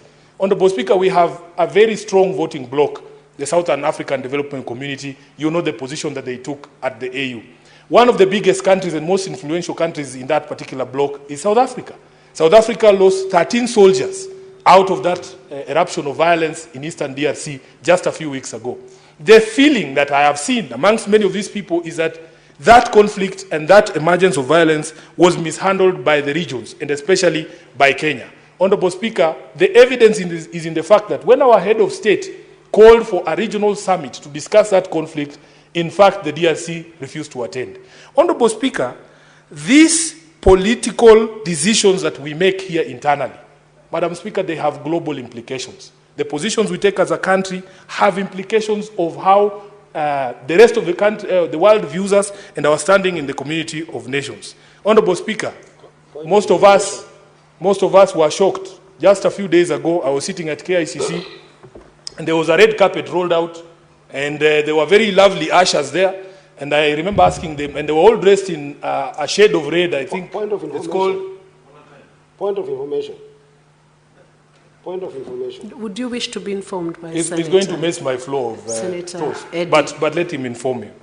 Senator Eddie, do not miss the flow of thought from the Honourable Senator's submission. Madam Speaker, this is one of my favorite leaders in the minority side, so I wouldn't want to sometimes interfere with this point of information. But I think I've listened to him using the word position of country.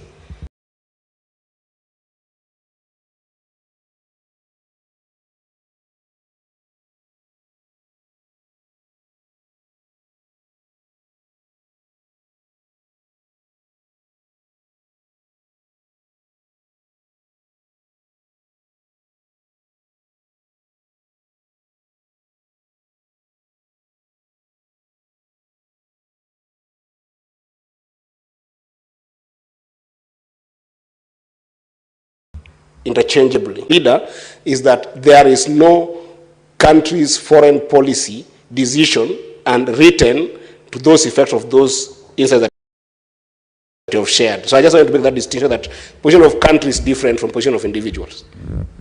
Thank you, Honorable Eddie. I think I meant the position of the state of the Republic of Kenya as enunciated by the head of state, the Honorable Dr. William Samoei Ruto. And Honorable Speaker, when countries deal with you, the position is articulated by the head of state. I mean, if you tell the people of Djibouti to tell you what the position of Kenya is on an issue, they will most likely go with the position that has been enunciated by the head of state. Honorable Speaker, I was on the question of the presence of the RSF from the Sudan in Nairobi. Again, Honorable Speaker, the newspaper reports were that they were here to sign some pact that was going to put in place a new government in the Sudan. Why are we meddling in the situation in the Sudan when we know there are two warring factions? We used to play a role of mediator. When the president was President Moi, he was known for being a peacemaker. This country used to be known as a diplomatic hub where these global and regional problems were resolved. But it is no longer the case because we appear, at least the appearance of intermeddling with the internal affairs of our other countries and especially our neighbors is hurting our image. So, Honorable Speaker, after that vote was taken, I have seen a lot of submissions and people talking and saying, oh, there were Kenyans who are unpatriotic. But I want to remind Kenyans that we are a very divisive society. We have to come to accept, in fact, Honorable Speaker, as a political leader in this country, We have held the position that you must allow people to criticize you. You must allow people to insult you because, as you know, you are a lawyer like myself, Honorable Speaker. The High Court, our own High Court, has ruled that the freedom of expression extends to insults. That there is no requirement, and Senior Counsel is here, he can tell us, there is no constitutional imperative that when somebody speaks to you, they are nice to you. There is nothing like that. The protections or the limits to which the freedom of speech can reach are only the ones set out under the Constitution, and they don't extend to those things. So, Honorable Speaker, there is this debate about patriotism, and I've asked myself, what is this thing called patriotism? Honorable Speaker, we live in the city here, and in Nairobi we have one simple rule. If you love me, I will love you back. But if you do not show me love, there is no way you can expect commensurate affection from me. It is that simple.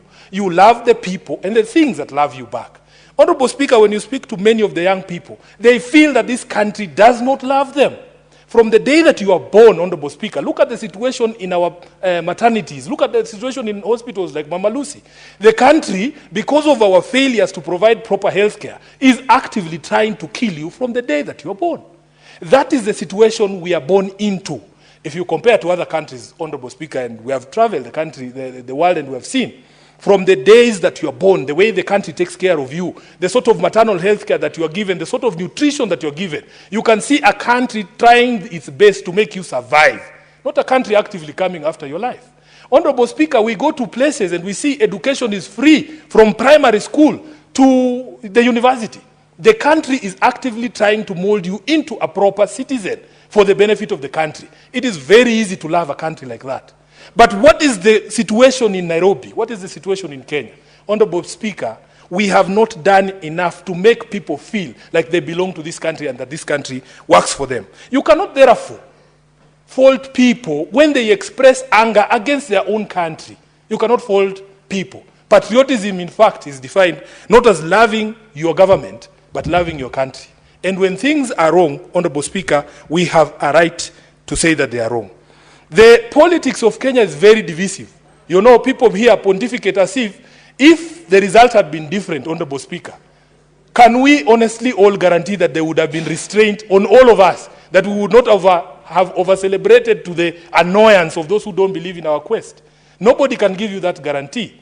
People are allowed to celebrate or to cry or to whatever, express themselves as much as they wanted. But I know Raila Odinga. Raila Odinga is the most insulted political leader in Kenya. Every single day you wake up, he's trending on Twitter, he's trending on Facebook, he's a headline in at least 3 newspapers per week. He doesn't appear to be faced by any of those things because he understands you have to have a thick skin as a political leader in this space. If you put yourself out in the public, you can expect people to be insulted. To insult you. Therefore, Honorable Speaker, there are people who want to use this so-called celebration in Nyeri. And when I watched that clip, Honorable Speaker, it was 2 mamambogas at a market in Karatina. And when people speak about it, you can think the entire region of Mount Kenya. And in fact, the most annoying and saddest thing was attempts by leaders, some in very senior positions in parliament, trying to extrapolate and make it look like it is the people of a mountain celebrating Raila's loss. Honorable Speaker, these are the things that bring division in our country. As SG of ODM, I am aware that for the first time in the last election, Raila Odinga got over 1 million votes in the election. You cannot tell me that those million people who are in Mount Kenya can be dumped or lumped into those who do not support the politics of Raila Odinga. These are the things we must do. We must speak in a way that ensures we remain cohesive as a society and we don't marginalize anyone. Honorable Speaker, I want to conclude by speaking to the speculation. There's people who want to put words into Raila's mouth. Honorable Speaker, when Baba, Raila Odinga, wanted to run for the elections in 2022, he called a major rally, and I was present at that rally at Kasarani. He announced it himself that I would want to seek the presidency of the Republic of Kenya. When he wanted to run for this AUC position, Honorable Speaker, he himself called a press conference. I remember only seeing the former president of Nigeria, Olusegun Obasanjo, there at that press conference. He told us with his own mouth that this is what he wants to do. Honorable Speaker, therefore, when Baba wants something, he will tell us himself. These people who have abrogated themselves the role of speaking for Raila Odinga and telling him, oh, we will look for a space to accommodate you. Baba has many, many roles. He's a party leader of ODM. He's a leader of opposition. He's a father. He's a husband. He's a grandfather. He's not idle. Baba is not idle. He has things to do. So please, these people, I have seen even some colleagues from this Senate coming up and proposing ridiculous things like amending a constitution just to look for a position for Raila. What do you mean?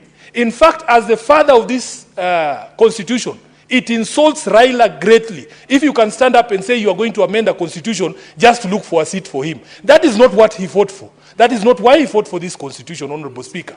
And the leader of the country today is the one during the campaigns who told us that for a change, we must stop looking for positions for leaders. Let us start with the Mamamboga. Let us start with the Boda Boda person. Let us start with other people, because all this time we have been talking about leaders. I want to say without fear of contradiction that if Baba wants something, he will tell us himself. Yes. All these people running around and saying, oh, we will look for this, we will look for that.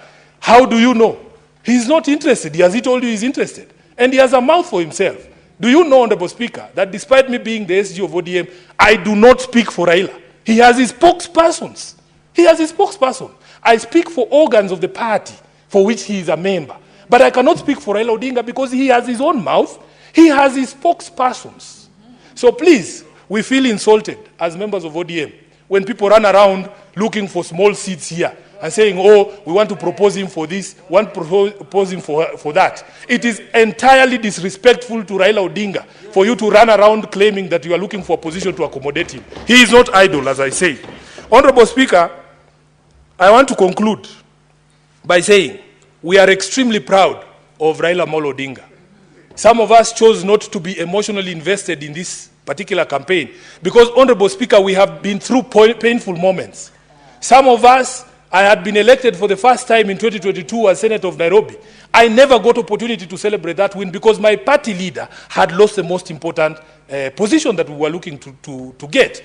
Honorable Speaker, we were depressed. When you see us here, we might appear in public like we are rocks. We are not. These things have an effect on us as people. We want to be left alone. We want to be left alone, Honorable Speaker, and we want people to respect our father. We want people to respect Raila Odinga. Because every time you pick him up for your other charades like the ones that people are proposing here, when ultimately it doesn't work, it is the people who believe in him who bear the brunt of the pain. Those people are not there with us. In fact, these people proposing, some of these guys proposing things here, they are inwardly very happy and they want to drag Raila Odinga into another charade that is going nowhere. We want to tell the people of Kenya that it is only you are the ones with the power to determine the future of Baba Raila Amolo Odinga. Nobody has the right to tell anyone in this country to retire or to come out of politics. You are not the one who put him into politics. Allow Baba to make the decision himself. And Honorable Speaker, if you allow me, because my time is over, I want to read a quotation from Martin Luther King. This quotation hangs on the walls of Raila Odinga's office in Upper Hill. Honorable Senator Eddie, please, if you can hand me my phone so that I don't move from here. Because there are people who have been threatening us, Honorable Speaker, that when we say these things, they think, oh, you are going to be kicked out from where? From what position? These positions are not permanent, Honorable Speaker. These positions are here today and tomorrow they are gone. I add the SG. Please, the just SG to read this. Senator, I'm adding him 1 minute to read out that quote. Honorable Speaker, Raila Odinga has a very famous office at Capitol Hill in Nairobi. If you go into that office, there's a quotation from Martin Luther King that hangs on his wall. And it goes like this. You may be 38 years old as I happen to be. And one day, some great opportunity stands before you and calls you to stand up for some great principle, some great issue, some great cause. And you refuse to do it because you are afraid. You refuse to do it because you want to live longer. You are afraid that you will lose your job, or you are afraid that you will be criticized, or that you will lose your popularity, or you are afraid that somebody will stab you or shoot you or bomb your house. So you refuse to take the stand. Well, you may go on and live until you're 90, but you are just as dead at 38 as you would be at 90. And the cessation of breathing in your life is but the belated announcement of an earlier death of the spirit. Honorable Speaker, those people who have been wagging this AU thing on our faces and gagging us, that thing has now been taken. We are unshackled. We are going to speak. I thank you. Thank you. Thank you. Honorable Senator, thank you. You are fiery this afternoon as the SG of the ODM. Senator Professor Tom Odhiambo Ojienda.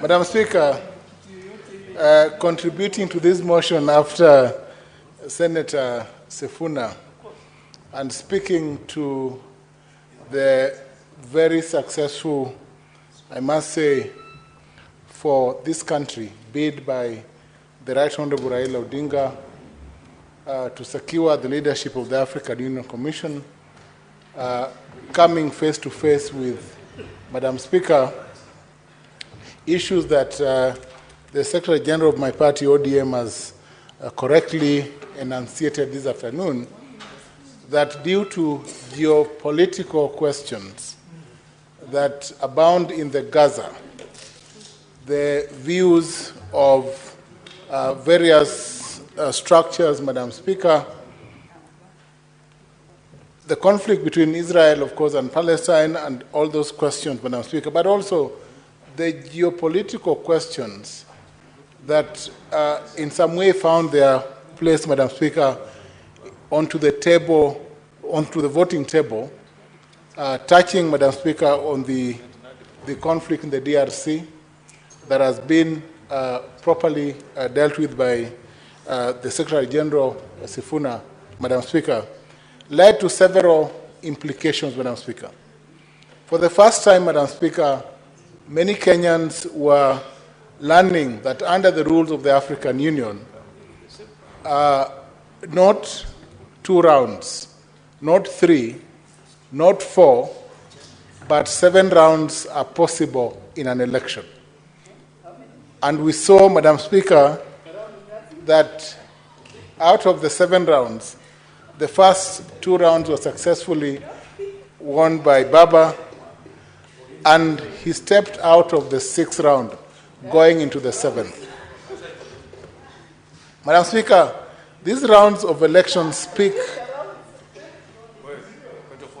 to a number of questions, Madam Speaker. It is the democratic intention of the rules of election of the African Union to afford countries an opportunity, and leaders an opportunity, and candidates an opportunity to integrate and reintegrate Africa even during elections. And it is for that reason that it was only in the 7th round that Yusuf of Djibouti garnered the required 33 votes that are required under the rules to win an election for the AUC chairmanship. Madam Speaker, I speak not as one of those senators who have spoken to the need for thinking beyond the election.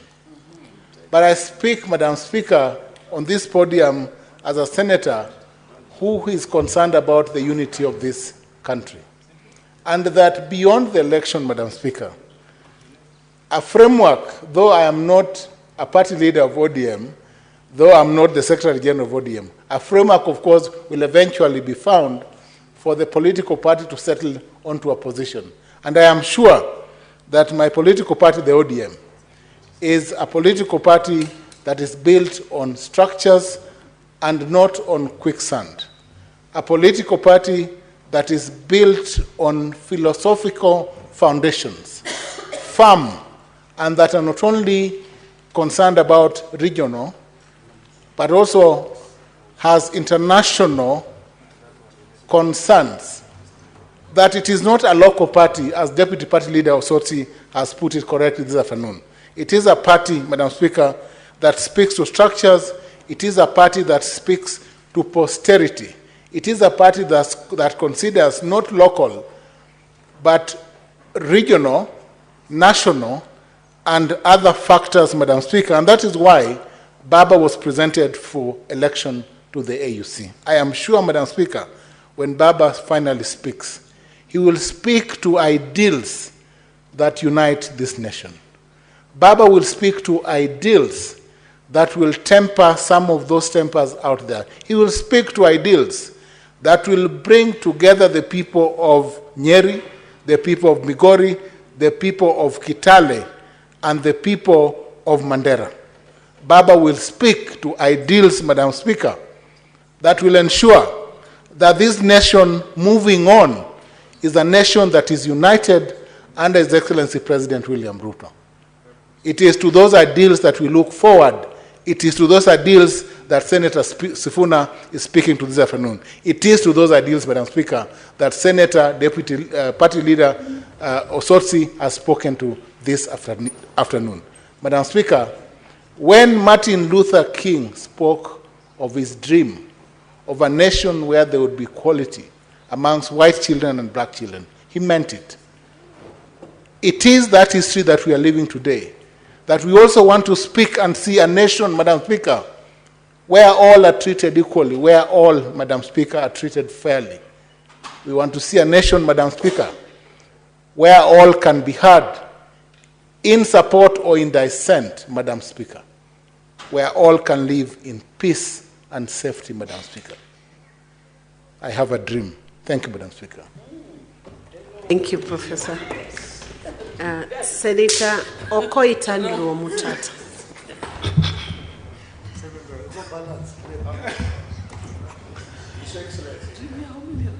Madam Speaker, thank you for the opportunity to address this House on this very important motion of Kenya's place in the international order of nations, and especially on the African continent.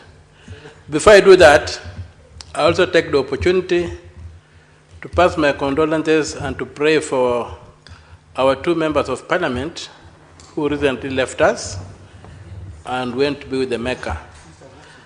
I was held up yesterday in other official functions and I could not contribute to the motion when it was here. So I express my condolences and I pray that the Almighty God has mercy on them, receive them in eternal bliss, and continues guiding their families and giving them strength to cope in their absence. Having said that, and having listened to the debate that has gone on this afternoon, I don't have much to add on what happened in Addis. For what happened in Addis happened. Many people have speculated why it happened without producing any concrete evidence, but we take it as that. The fact is that we did not get the seat through the Right Honorable Raila Odinga, but we rallied behind the flag, as it's required of anybody to be patriotic. We rallied behind the flag, and so it went. But behind being patriotic is also being accountable. We have had it said on this floor that the Right Honorable former Prime Minister visited 51 countries. It would be, and also we saw a motley crowd of Kenyans, a mixture of all manner of characters in Addis Ababa during the voting. Some even engaging in shamanical expressions of anticipations of victory. I would pray that in the interest of accountability and transparency, this House be informed how much money was spent on the campaign. Was it private money? Was it public money? And if it was public money, who authorized it? Was it in the budget of Parliament? Or was it in some mischievous arrangements between the Treasury and elements in the executive? Because it is this kind of escapades where there's no accountability that are used to steal money from Kenyans. So my interest is that the campaigns are over. We rallied behind the flag, but let us be informed how much money was taken out of the treasury, if at all, and what procedure was used to authorize that. Because I've checked the Appropriation Acts of Parliament, I've not found any provision for that campaign. And so I would want to know how much was spent on that campaign, and if Parliament was not involved, who authorized the Treasury to spend that money, if the money came from the public. The other issue that I would like to speak to, yes, please inform me. Would you like to be informed by Senator Eddy? If it's credible. Proceed, Senator Eddy.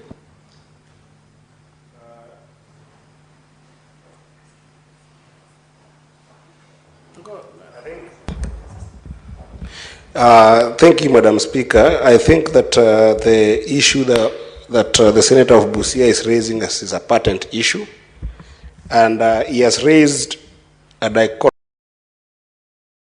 issue. One is the issue of the campaign, and the other is the issue of those who went to Addis Ababa. It will be remiss of me not to speak on one that does affect me directly, because I did travel to Addis Ababa, and I did interact with the people who traveled to Addis Ababa to be able to give support to our own. I want to inform the Senator of Busia on the issue of those who traveled. Majority of whom I interacted with, and I also traveled to give Raila Odinga support. We self-sponsored to go to Addis. And if you need the evidence to that effect, I am willing to table as many as possible of those people who believed that indeed supporting our own, just like we'll go to a rugby sevens in South Africa, or you will go to watch our sister Kipyegon run in a marathon, or you will go to watch Kipchoge in Olympic. Some of us were patriotic enough to believe that this matter was very important for the country, that we self-sponsored ourselves to get to Addis Ababa. That is an important information that I think that patriots like yourself should understand, that patriots like us did take that chance and did take that hint to be able to go and support Baba Raila Odinga in Ethiopia. I thank you, Madam Chair. Thank you, Senator Eddy. You can proceed, Senator Oki. Thanks for the unverified information. I would love to see you table that you have promised to table, to demonstrate to this House that people self-sponsored. In the absence of that, you hold your horses and forever keep quiet. Moving on, Senator Okia, the Honorable Senator actually offered before being prompted that he could table the evidence. So it shouldn't be an area of contention. He can bring that evidence and table. It's not an area of contention, but it's an attempt to sugarcoat a tablet. And that sugarcoating the one I'm guarding against. Which you would conclude after he tables and you find it's sugar-coated. That's the only time you he needs to produce have rendered a fair judgment on the issue. As well as Soyinka tells us that Senator Eddy, you will be allowed to table that evidence that you paid your own ticket and you paid your own. Okay. Thank you, my Proceed. brother. Having said that, money issues aside, a lot has been said about foreign policy. Where I stand, foreign policy basically means how attractive are you to others, or how threatening are you to others. If you have no nuclear weapons, you cannot be threatening in the modern world. So you must have something attractive. Therefore, to be attractive, it means that your domestic policy, your domestics are okay. So, for me, I think the problem we have is in framing what you call a foreign policy is on the domestic front. You cannot have a foreign policy worth talking of if the rule of law is disregarded. People who have got a different opinion are abducted. Foreigners who seek refuge here are kidnapped and repatriated, extradited, or whatever the word is, to their countries without due process. All those things, when you can't pay your schools, your universities, your hospitals, everything is in a mess. Your domestic, your debts are unserviceable. You can't talk of a foreign policy when the home front is on fire. You can only talk of a foreign policy when and if the home front is proper. And so when you talk of the home front, we have got this thing of governance by merchant values. Some may call it deal making, but almost what you talk of the merchants of Venice in the plays of Shakespeare. Here we are, that today in Nairobi, we have the Janjaweed being allowed to open an office. This is a genocidal organ that tried to eliminate black people, and it killed millions of black people. It was not even religious, because the people in Darfur are largely Muslim, profess the Muslim faith, but they were killed because they were not Arabs by this group. It's a record, it's a matter of public notoriety that the Janjaweed, which has now been given an office in Nairobi to operate from, has a history of trying to eliminate black people.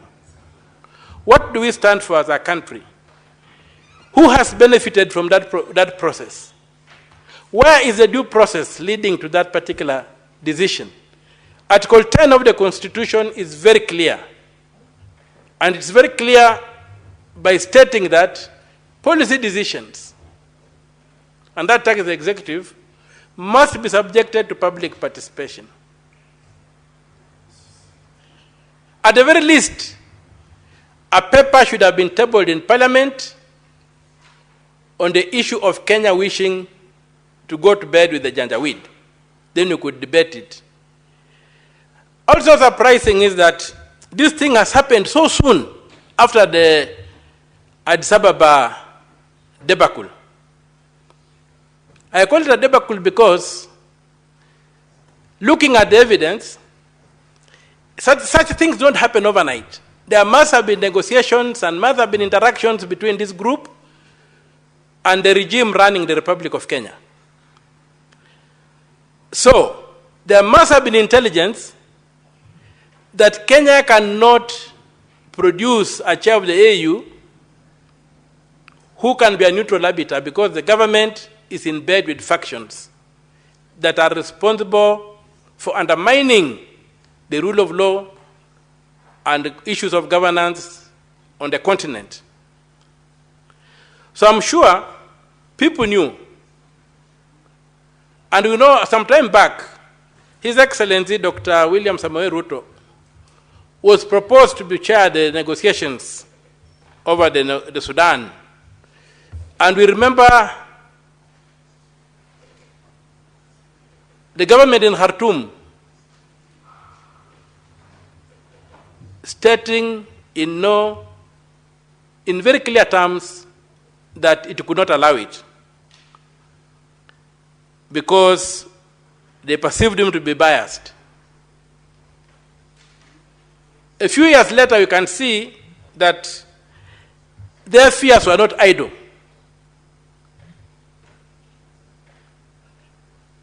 Their fears have been proven by the presence of the Janjaweed here. We have seen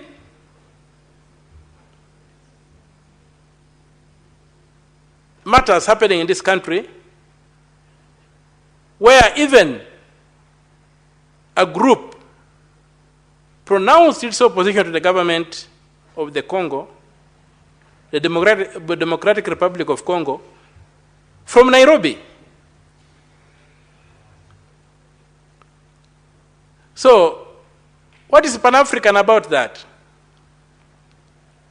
When you look at the genocidal wars in the Congo, what's Pan-African about the Janjaweed being here? When you look at the genocide in Darfur, in the Sudan, Madam Speaker, I think we need to take a good look at ourselves as Kenyans in the mirror and ask ourselves, what is going on? I'm almost being persuaded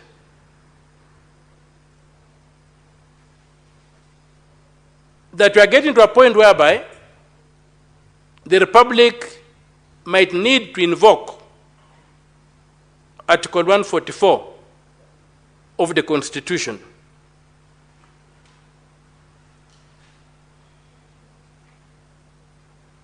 For those who care to do, you can check out what Article 144 of the Constitution provides. Because some things that are happening defy logic, defy any attempt at understanding them, and can only happen outside the sphere of a well-constructed syllogism.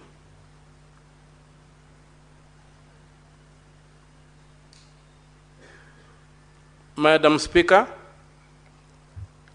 it is a very, very heavy heart that today I stand in this august house as a powerless legislator, a house that has totally failed to have any impact on the executive, a house that has got absolutely nothing to write home about its achievements. Absolutely nothing. Even if you gave them the back of a postage stamp and a felt pen, they would not feel it with any achievement you have had in terms of checking the executive. We have not, and we don't understand the insignia on our own desks here. Deputy Minority Whip, Minority Whip, Minority Whip, and a Majority Leader, whatever. Which is a clear statement that this House is not an extension of the executive. We'd be having a government side and an opposition side if the executive was given from this House. The executive in this country was directly elected by the people to be accountable to this House. The structure of the Constitution is such that the president must be lobbying and begging this House to allow him to do what he wants to do as a check. If it's appointments, they come to Parliament for clearance, be it in the National Assembly or here.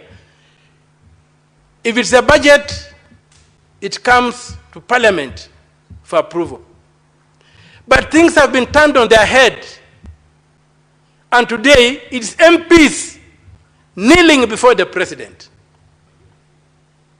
instead of the other way around. So I'm totally ashamed and embarrassed that I belong to a parliament that is totally incapacitated for reasons that I don't know. Everything has been turned on its head. And as a result, the executive behaves like it's a law upon itself. That's why the Janjaweed can be given an office in Nairobi at the whims of an individual and claim that the people of Kenya have welcomed the Janjaweed to come and run their genocidal government from Nairobi. It's extremely sad. Madam Speaker, I plead with my fellow members of Parliament in the Senate and in the National Assembly, senators and assemblymen and women. Senator Osotsi, you have an intervention. Have you pressed for intervention?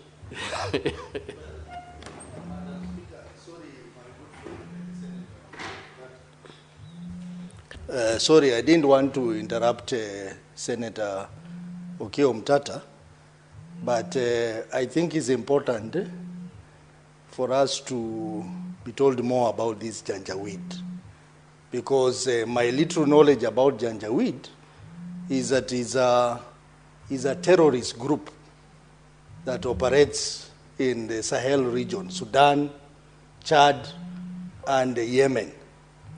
And Senator Omtatah, whom I respect a lot, and I know he has a lot of information, he has said that they have opened an office in Kenya. So I think this is a serious matter that even me as a representative of the people, I would like to know more about that. Have these people opened an office in Kenya, and what action can we take as a representative of the people? Because this janjaweed, which translates to devils on a horseback, that is what it means in English, is a destructive group, is a terrorist group, which was even defined as a terrorist group by the United Nations. So if indeed they are in Kenya, and I don't want to doubt what Senator Omtatah is saying, because he has always proven that whatever he says, he has researched very well. So I think I need to know more about that, Madam Speaker. Honorable Senator Okiya Omtatah, you know, under the Standing Order 105, you have a responsibility for a statement, issuing statement of fact for everything you allege while you are debating. You can proceed to give information that supports what you have alleged. Incidentally, Senator Soti, thank you for asking me to do the obvious. I always carry my laptop, and I've just clicked in the word search under warring factions in the Sudan. And what has come up, Sudanese, under the heading Sudanese Civil War 2023 to present on Wikipedia, that is HTTP. Honorable Senator, are you presenting social media facts? It's not a social media fact. This is an internet resource. It's a Wikipedia, an internet resource. Yes, it's an authority, and I've referred to it. So the two opponent factions consist of the Sudanese Armed Forces, SAF, under Abdel Fattah al-Burhan, and the Paramilitary Rapid Support Forces, RSF, and its allies, collectively the Janjaweed Coalition, under the Janjaweed under Hemedit. What is your point of order, Senator Eddy?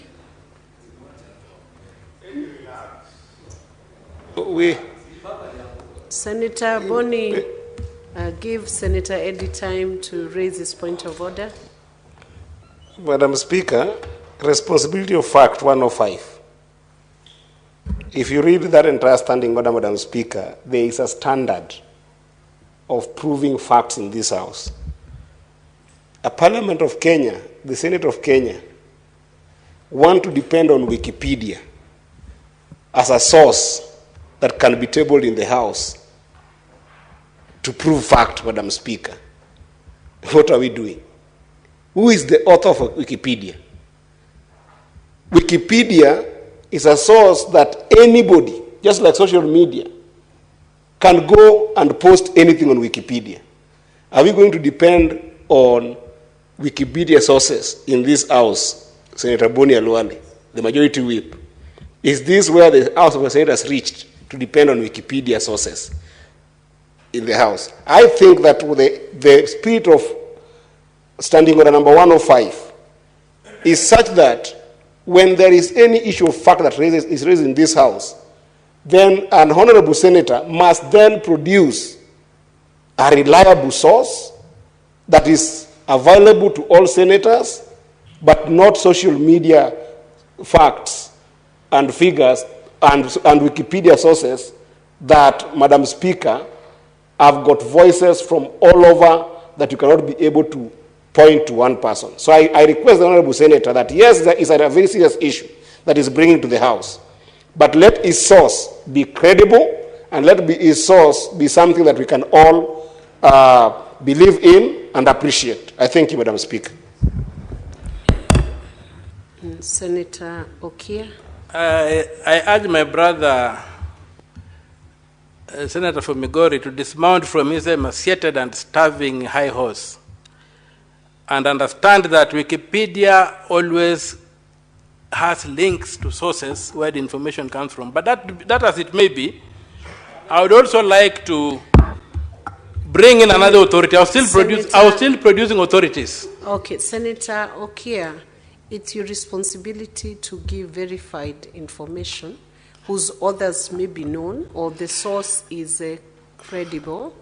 So yes. I will now request you or guide you to give the author of the information you are giving or the source that you are giving from that Wikipedia. Well, I'm here. I've left the Wikipedia alone. I'm here at https://www.cfr.org/global-conflict-struggle-sudan. By its heading of the document is called Civil War in the Sudan by the Center for Preventive Action, a highly recognized body. Senator Okia, I appreciate what you are reading, but you're the only one in this house right now who has access to what you're reading. My lady, I am not able to see the source. We have got computerized systems here, and if people are not able to use them, I cannot be responsible. I'm guiding you, sir. I cannot be responsible for the ignorance of members. Senator Okia, yes, I'm giving you a guide. Yes, Madam Speaker. I want you to table that evidence in the normal procedural manner, which evidence is tabled in this house or statement of facts are verified in this house. If you're able to table it within the next short while, it's okay, table it. I can also have a look at it. And you can also table it. My lady, yes. I'm guiding you to make it easier because this is an important question. It's a serious question that cannot be trivialized. You're talking about Jajawidi. It's been named as a terrorist group. Can you table that evidence in the normal fashion so that senators can also get a copy of it? You can print it and table it.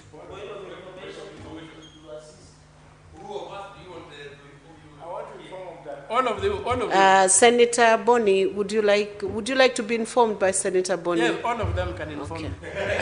Yes, Madam Speaker, indeed, this is a very important issue. Yes. And we should not muscle the Senator of Busia without paying attention to what he's saying. Wikipedia is an encyclopedia which is referred to in Hawaiian language. In Hawaiian language, Madam Speaker, encyclopedia is referred to quick, fast speed. So to challenge its authenticity is to pretend that an encyclopedia is not an authoritative document. Secondly, Madam Speaker, Janjaweed is equally defined as a terrorist group in Sahel region, unless the senator of Migori is an ignorant man, and I know he is not. If you are uncomfortable with the truthfulness of Senator Omtata, then say it, because he is not the first to mention the word Janjaweed in this country. It is in public domain. And in parliamentary palace, Madam Speaker, as I informed His Excellency Okia, matters that are in public domain are admissible. Thank you, Madam Speaker. beyond the point, Senator Boni, beyond the point of information on the encyclopedia, I think the question was whether Jajawidi is set in Kenya, is located in Kenya. It's not denying if that was what Senator Eddie raised, whether Jajawidi is having official location in Kenya. Is your point? Would you like to be informed by Senator from Nandi? Okay. Senator Cherarige.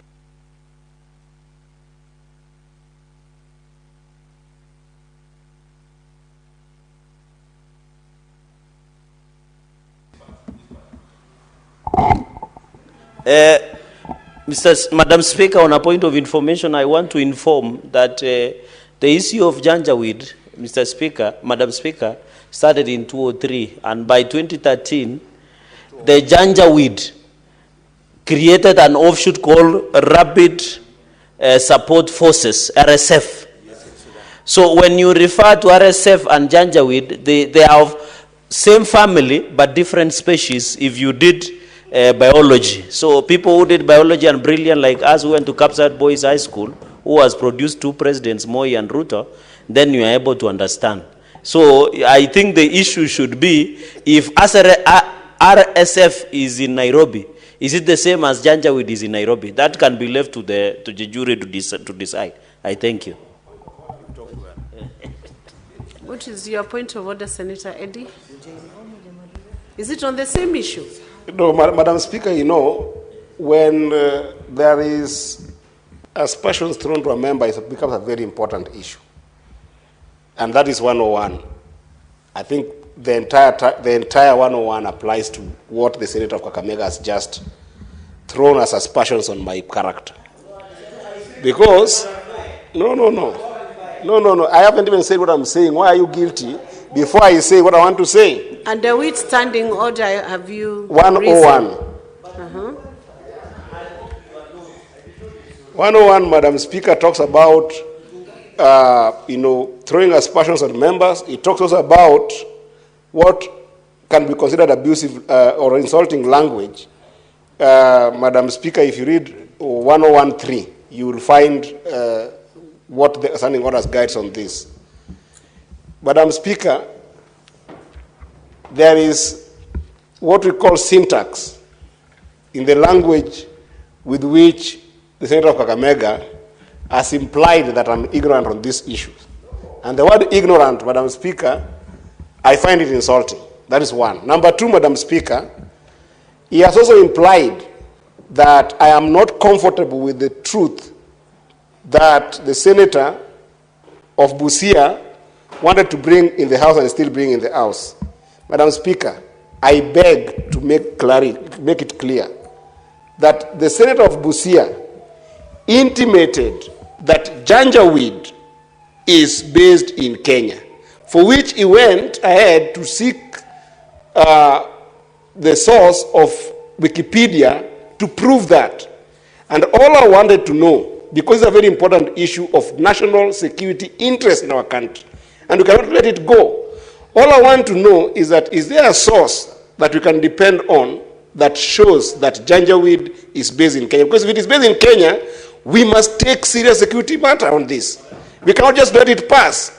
A senator cannot say that Janjaweed is based in Kenya and let it pass as a simple issue. So, Senator Boni, I hope that you get where I was coming from. I am not in any way refusing that Janjaweed has been a terrorist group that has terrorized the people of Sudan. That is true. That's factual, and that is in the public domain. But is it true that they are based in Kenya now? If that is true, we must deal with it. Thank you, Madam Speaker. Senator Eddie, while you may be in order to raise a point of order, first, your first point was overtaken because Senator Boni was not on his feet when you raised that issue. So ideally, you should raise it. So that is overtaken, but I think you have done a good clarification on what you needed to know from the honorable senators as to whether Judge Awidi has an office in Kenya. So, Senator Okia, proceed to answer that question directly. My time be expanded because... Give him back his minutes that have been consumed by the points. First of all, Senator Eddie is trying to take credit for what he didn't do. It is Senator Osoti who wanted to know that clarification. Senator Eddie only contested the source I gave. So Senator Eddie cannot stand here and begin thumping his chest as a knowledgeable man who wanted to distinguish. You only challenged Wikipedia. You didn't understand what Wikipedia was, and Honorable Khalwala has helped you to understand what Wikipedia is, including telling you about its Hawaiian origins. Now, my lady, in terms of taking him to standing orders, I don't think that we are still in the age of brick and mortar as security. Today, we don't look for real wealth on the ground. We look for it in space. We have got these screens here. Are they decorations? We have got these iPads here that every senator has. Are they decorations? When I give a URL, a universal resource locator, for a document on the internet, I expect this house to have the capacity to access the document and not to be told that I should bring in paper which results in the destruction of trees. I'm bringing no paper into this house. I'm digital, I'm futuristic. My eyes are on the stars, not on the ground. Yes.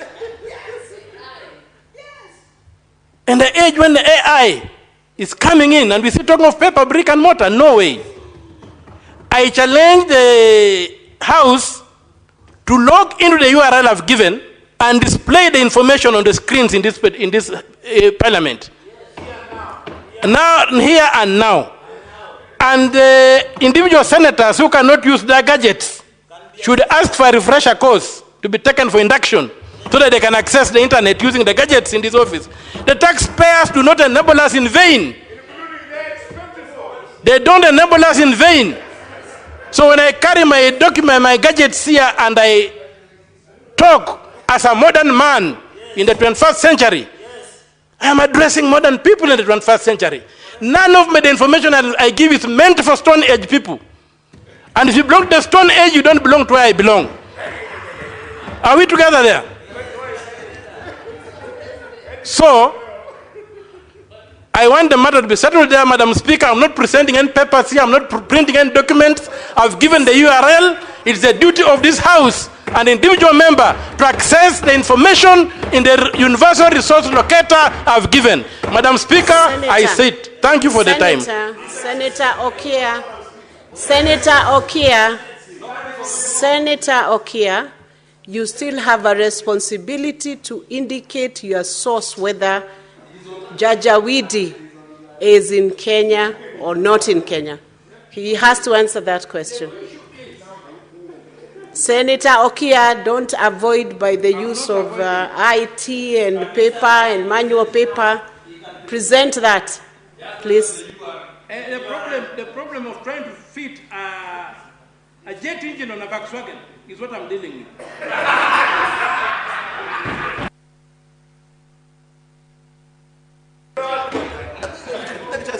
Yes, my information from, I would like to be informed, Madam Speaker, by the Senator, I have first directed you what to do, to give the evidence and but to you have refused. Whether Judge Awidi is. Can you display the document I've referred to on the screen, then I'll point to it and walk people through it? Oh, that's what I'm requesting. Yes. I've given a universal resource locator for the information I've given in this House. Can you access the document? Clerk, are you able to display that? Just hold. Wait a bit. Wait. Are you able to display that right away?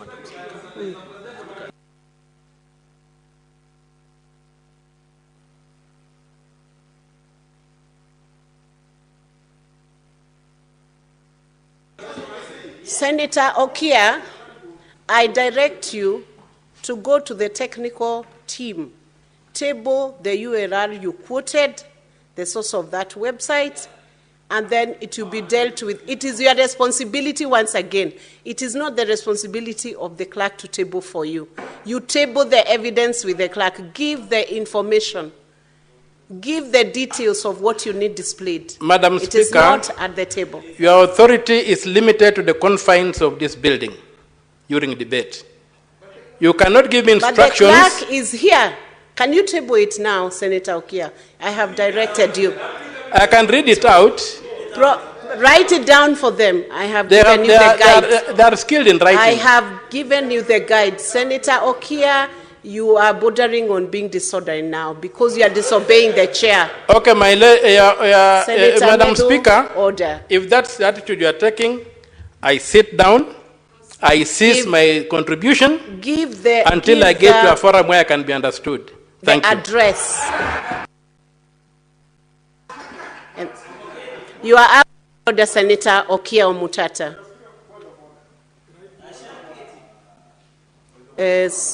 Senator Eddie.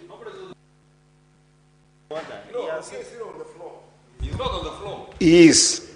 Because proceedings cannot go on like that. Madam Speaker, 105, the responsibility of statement of fact. Madam Speaker, I think you are letting...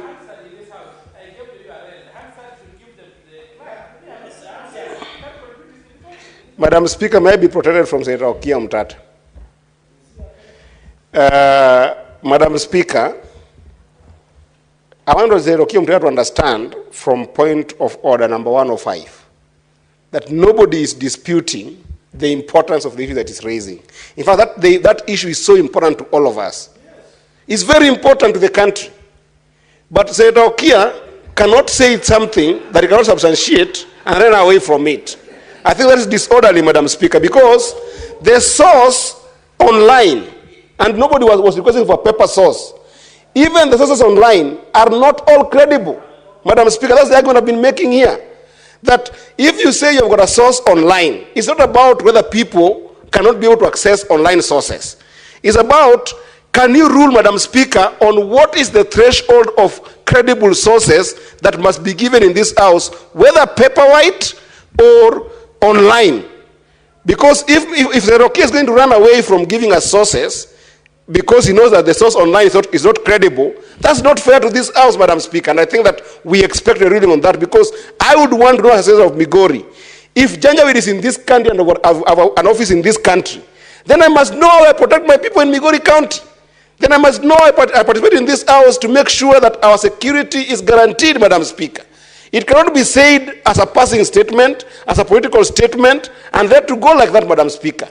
I request for your ruling on the credibility of sources, Madam Speaker, under 105, and number 2, whether Senator Okia Omutata is obliged to be able to provide that source online or in paper for us to follow. I thank you, Madam Speaker. To who? Who are you informing? Cannot inform the Speaker. Before I rule on the point of order by Senator Eddy, I'll give Senator Kenywa an opportunity to raise his point of order. His point of clarification.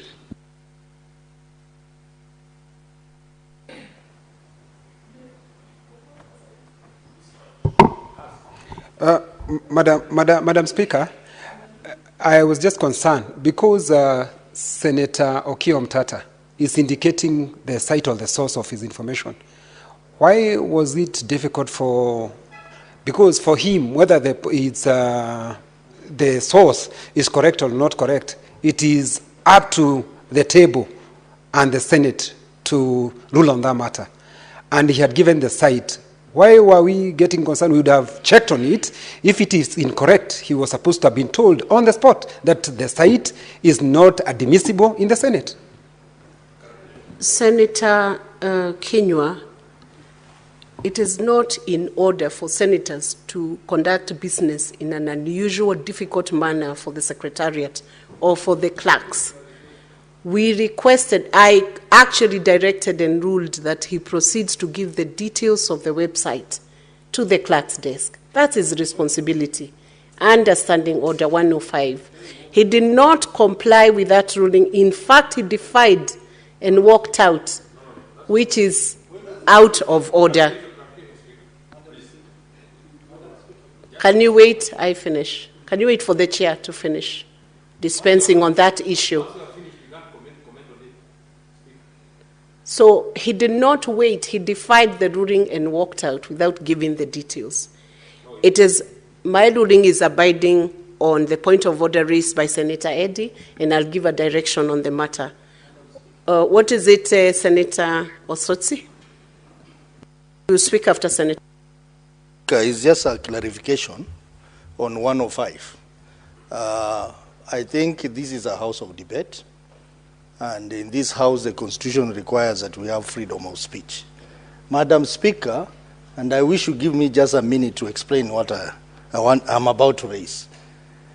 The point of order 105, I have sat in this house for 2 years and several months, and I'm realizing that 105 standing order must be used to promote debate in this house.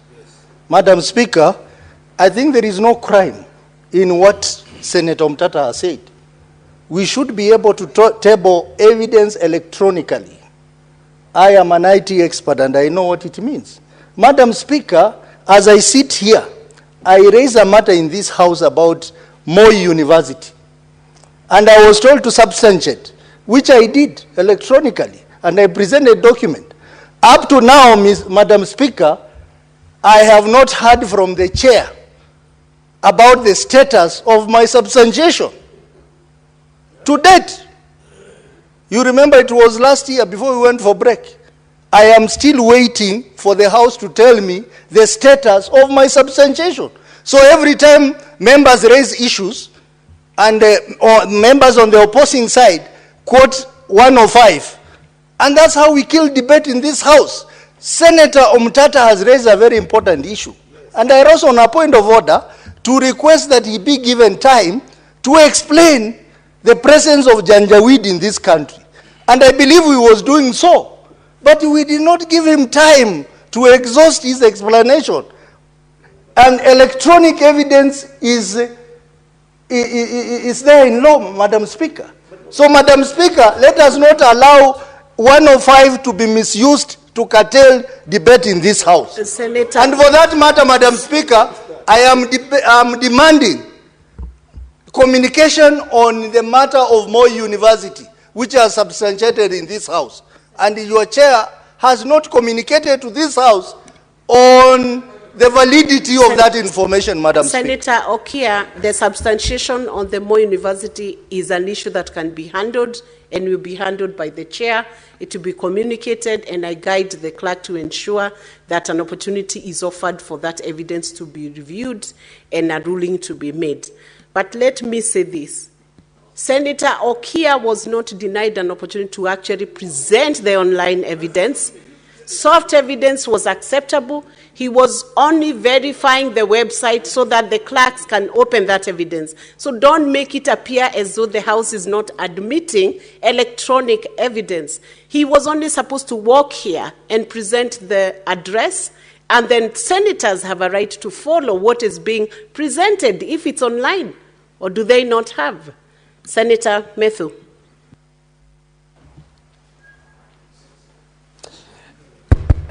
Honorable Speaker, with tremendous respect to you as the chair, I think it would be a misrepresentation of facts, in my opinion, because the Hansard is actually here. For you to say that you directed Senator Omtata to come to the clerks so that he can present the evidence that he was referring to.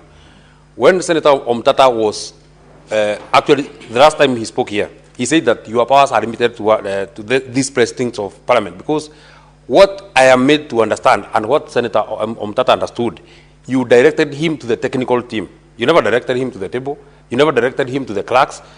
Just allow me to finish, Speaker. Please don't. Because that is what you say. It is on the record. House on that. I mean, these are records that can be extracted, and we had you, Eddie. Please listen to the other people. No problem. You can raise and oppose whatever you want to oppose, but listen to people. We have been listening to you the whole evening. But more importantly, Honourable Speaker, the honors of determining which evidence would be acceptable to this House is yours as the person who is presiding upon this House.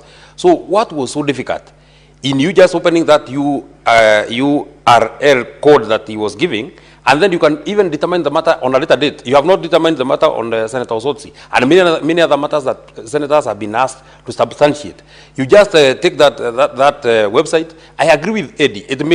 Senator Eddie. It may be an admissible website or not, but that is upon yourself to go and make that determination. But I actually feel, as you retire to give that communication, because you have said that you are giving that communication tomorrow, if indeed you give that communication with the thinking in your mind that you asked Senator Mutata to come to the table, I actually feel it would be very unfair to Senator Mutata. Senator Methu, the answer will be reviewed because I directed him to walk to the clerk's desk, present to the technical team through the clerk's desk. I did direct that. I think that was clear. If it escaped you, it's there in the answer. Senator You know, Madam Speaker, what has happened this afternoon is very important on how we will be conducting our business, especially those who are not analog, the likes of Mutata who have gone digital. And you know, Madam Speaker, we have a standing order 265 that is supposed to guide us. And you know, he has raised an important issue that he doesn't want to litter the floor with papers. Senator so Madam Speaker, Senator Mugeni, I believe as you raised that issue. Yeah, the point I wanted to make, because it is incumbent upon the chair, maybe to give a considered ruling. Because the other day, you saw I was on the floor referring to a judgment and I was told table. What I did is I just took my phone and shared the document with Senator Cherage. So maybe going forward, what maybe could have happened for Senator Mutata is to be told, share the document with this email to the clerk. And then that should be, then it is displayed. And we are here as PSC to assist this House in conducting business in a very flawless manner. In fact, Madam Speaker, if you read, I think standing under 265(4), it says that a senator can share, who intends to display a document, shall share the document with the clerk for purposes of display. So I believe the moment our clerks here have received that reference, they should be able to display it for us, because we want to make people who have gone digital to have it an easy time on the floor of the House. We shouldn't inhibit those who are migrating to the digital way of doing business. We make it facilitative. We should not inhibit. Madam Speaker. Senator Omugeni, we hear you. You can now resume your seat. Your point is made. The fact of the matter is that Senator Omugeni has been given a chance to clarify the address so that not Senator Omugeni, Senator Mutata was given a chance to actually present the document. And if you read that standing order which you have quoted, it says the senator is entitled to share. That sharing is not the responsibility of the clerk to share. It is the senator to share to the clerk or to the table or to the House. Then it can be displayed for the use by every House. We do not want to open the wrong URL. And what Senator Mutata did, he walked out without clarifying what website he needed to be opened. He did not do that clarification. I will now give a direction or a ruling on the point of order that was raised by Senator Eddie regarding the direction that had been sought on the information that is required on the Jajawid. I will direct that Senator Omutata, though he's not in the House, he will still be required to table that information to the House because it's important. He was guided by the Speaker, and that ruling still needs to be abided by. Short of that, then it will be a defiance of the direction from the Speaker's set to provide it so that senators can follow the proceeding and see whether Judge Awidi in Kenya or not. We can proceed on to the next.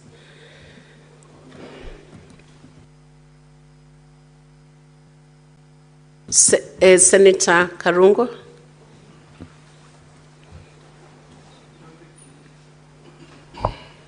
Thank you very much, Madam Speaker. I was standing to contribute on the issue or the motion on the floor. Senator Dangwa, I thought you were raising an issue on this same, what was under discussion. Otherwise, the next person. You can give me the opportunity because I'm standing, Madam Speaker. I want to contribute on the motion. Okay. Thank you. Proceed. Thank you, Madam Speaker. Madam Speaker, as I rise to give my comments on the motion at hand, I was asking myself why we are actually debating this motion. Because, Madam Speaker, I remember even when we were elected, we didn't have something like that. For those who failed it, for those who never made it, for those who made it, I don't see the reason why we are discussing that. But now that it is here, Madam Speaker, I want to commend the Right Honorable Raila Odinga for offering himself to run for the seat, the chairman of AUC, Madam Speaker. Madam Speaker, some of us have been accused, probably we celebrated, when he failed to capture the seat. But I want to tell you, we never celebrated because Right Honorable Raila Odinga did not get the seat. We celebrated because some of those who are fronting him failed, Madam Speaker. Madam Speaker, Right Honorable Raila Odinga, Madam Speaker, I agree, was best fitted for that seat. But just like 2022 elections, Madam Speaker, he lost because of those who fronted him, Madam Speaker. I wish Raila could have gone for this seat alone. I wish he could have campaigned. He has connection within Africa nations. He knows presidents. They know him. If he could have campaigned alone, without president behind him, with him all the time, I tell you, Madam Speaker, Raila could have gotten the seat.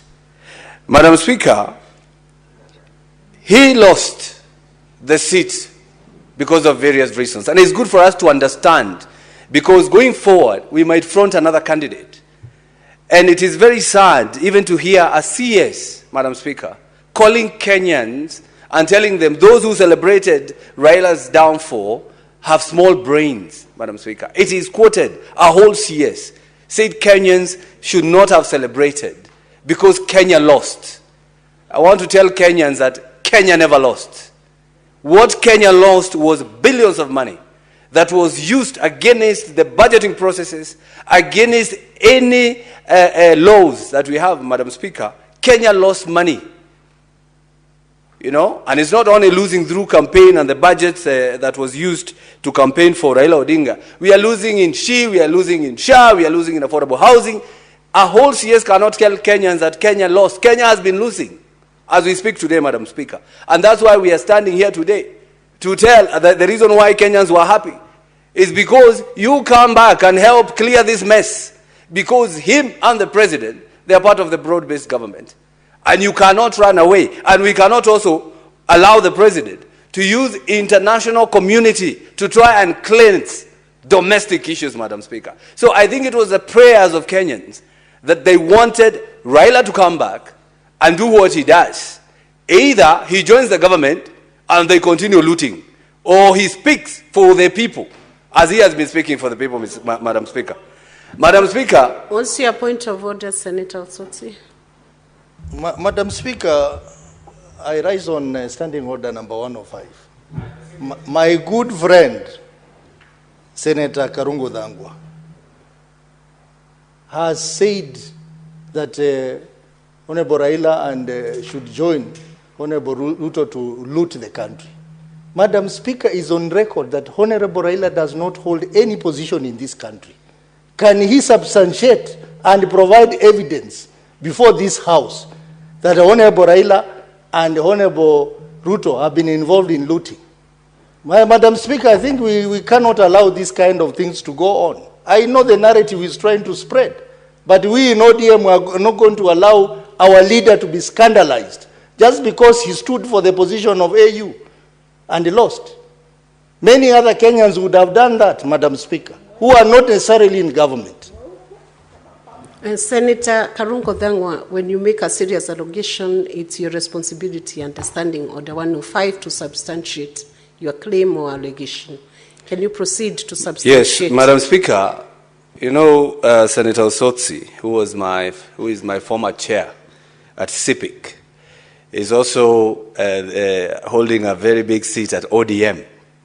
And he is questioning that Raila Odinga is not holding any office in government. Yet his party has fronted some big CSs who are holding big ministries, like the budget, like the finance, treasury, Madam Speaker. Today as we speak, we have been whipped, all the chairs, and especially from Mount Kenya, and they are going to ODM again, Madam Speaker. So, and when he stands here to ask me, they are now part of the broad-based, what I call the bread-based government, Madam Speaker, because it is their time to eat. It is their time to eat, but they should do so, knowing that Kenyans are watching, Madam Speaker. Senator Dhangwa, it is important you use the parliamentary language. When you say bread-based, you can swallow without eating. You just swallow. Just swallow. Madam Speaker, let me finish. I am a man of few words, Madam Speaker. Senator Osotsi, you have a point of order?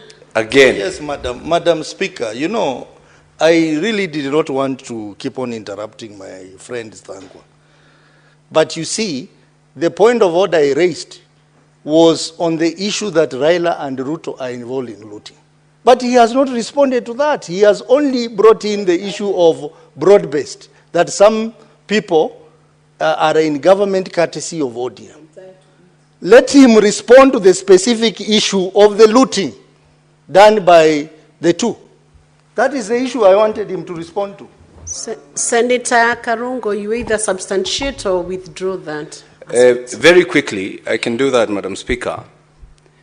And this will come out clear once the statement that I have be given an opportunity on the floor of the House, because a lot of money was used, Madam Speaker. Kenyan government, even Raila himself, he's on record saying that Kenya and the president, the taxpayers' money was used to campaign for him, Madam Speaker. Madam Speaker, that money was not budgeted for.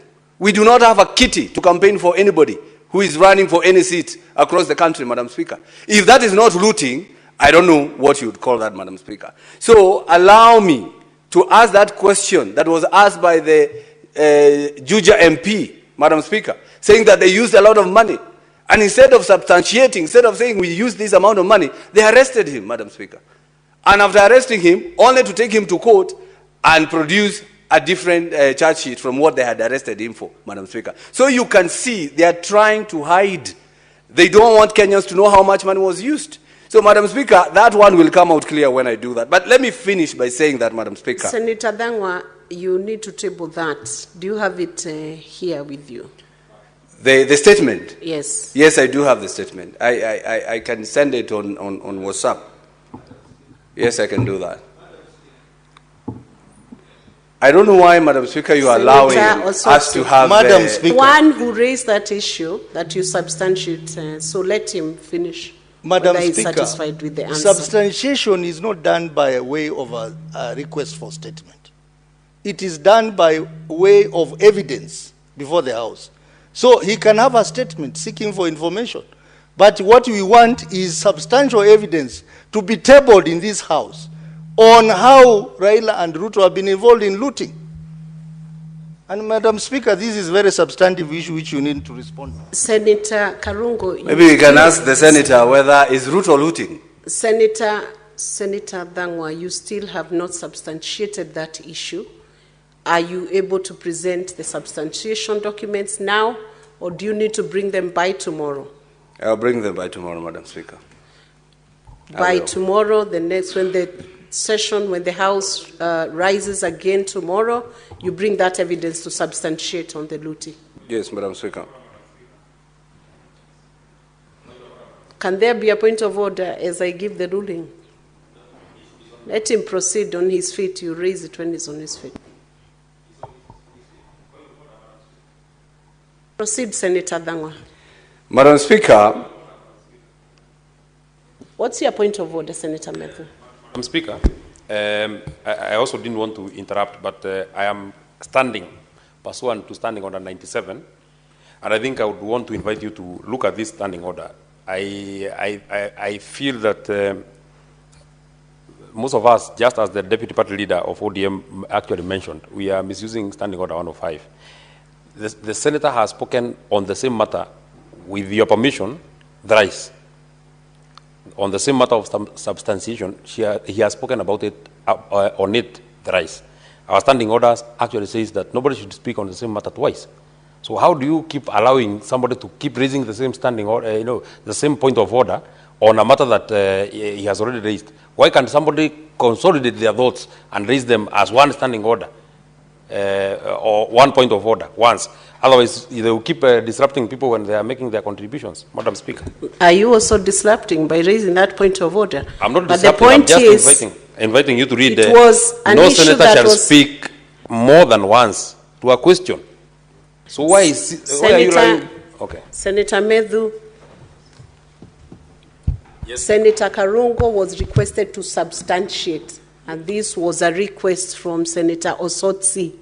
And Senator Osotsi has to respond whether he's satisfied with the substantiation, and I've given a direction on that matter. No need to further push that matter. Karungo, Senator Karungo, will you bring in the substantiation tomorrow? Proceed, Senator Karungo. Thank you very much, Madam Speaker. Madam Speaker, I think we should also look into that standing order of 105, because sometimes it can be used to suppress what the senators are thinking. And because we are the oversights, Madam Speaker, it is their work to substantiate, Madam Speaker. But nevertheless,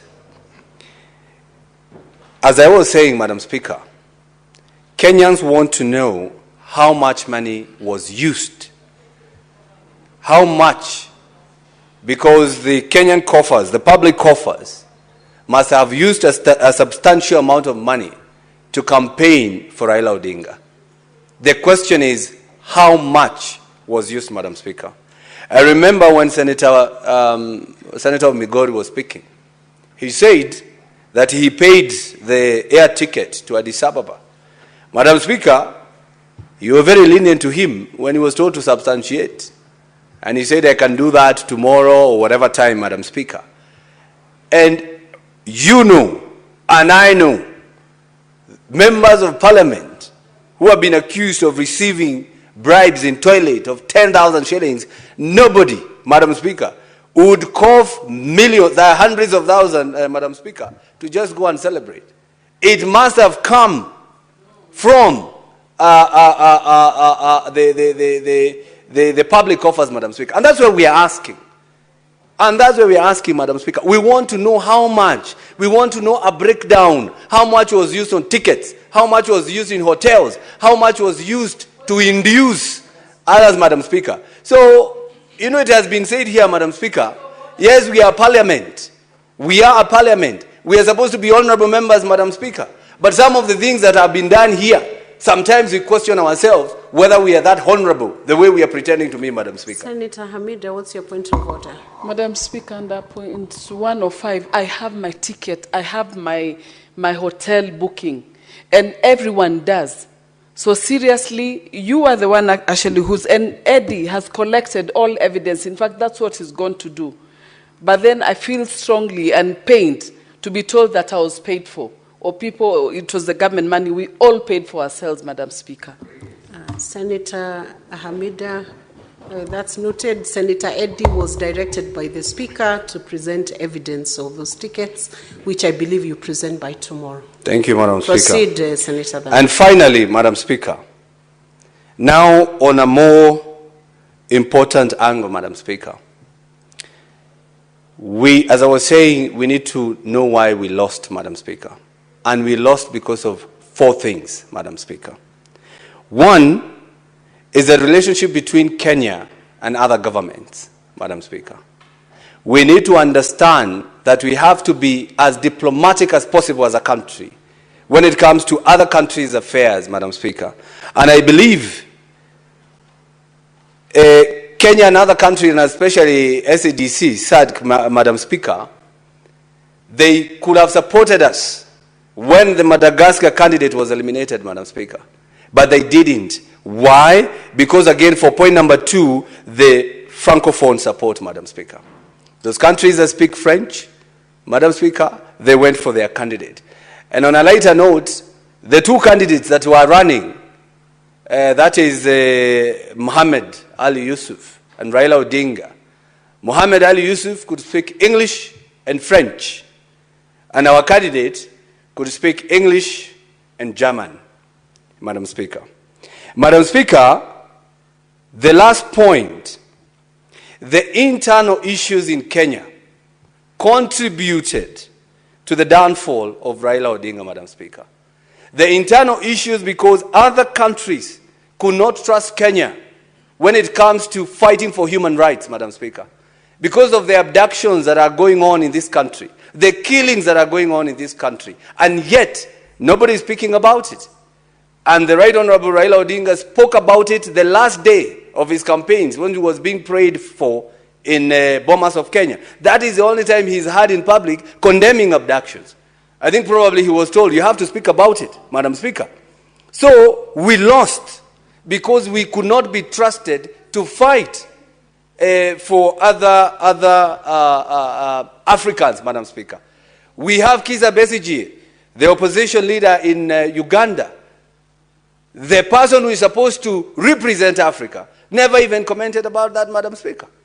So we lost because we pretended to be diplomatic. We pretended that we understand the problems of Africa. Yet it was a contest for somebody to prove, if I can get Africa, why not Kenya again, Madam Speaker?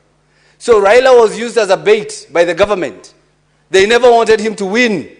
And that's why they did what they did, Madam Speaker. And I'm so sorry, and I say pole to the Right Honorable Raila Odinga, that you did not lose because of your person. You did not lose because you didn't have what it takes. You lost because of those who are fronting you. Just like you lost in 2022 because of those who are fronting you then. So next time, choose the right people, those people who have the blessings of this country. But next time, I believe if he runs without them, he will make it. I don't know what, but he will make it. Thank you very much, Mr. Speaker. Thank you, Senator Karungu Thangwa. Next is Senator Mogeni Eric Okongo.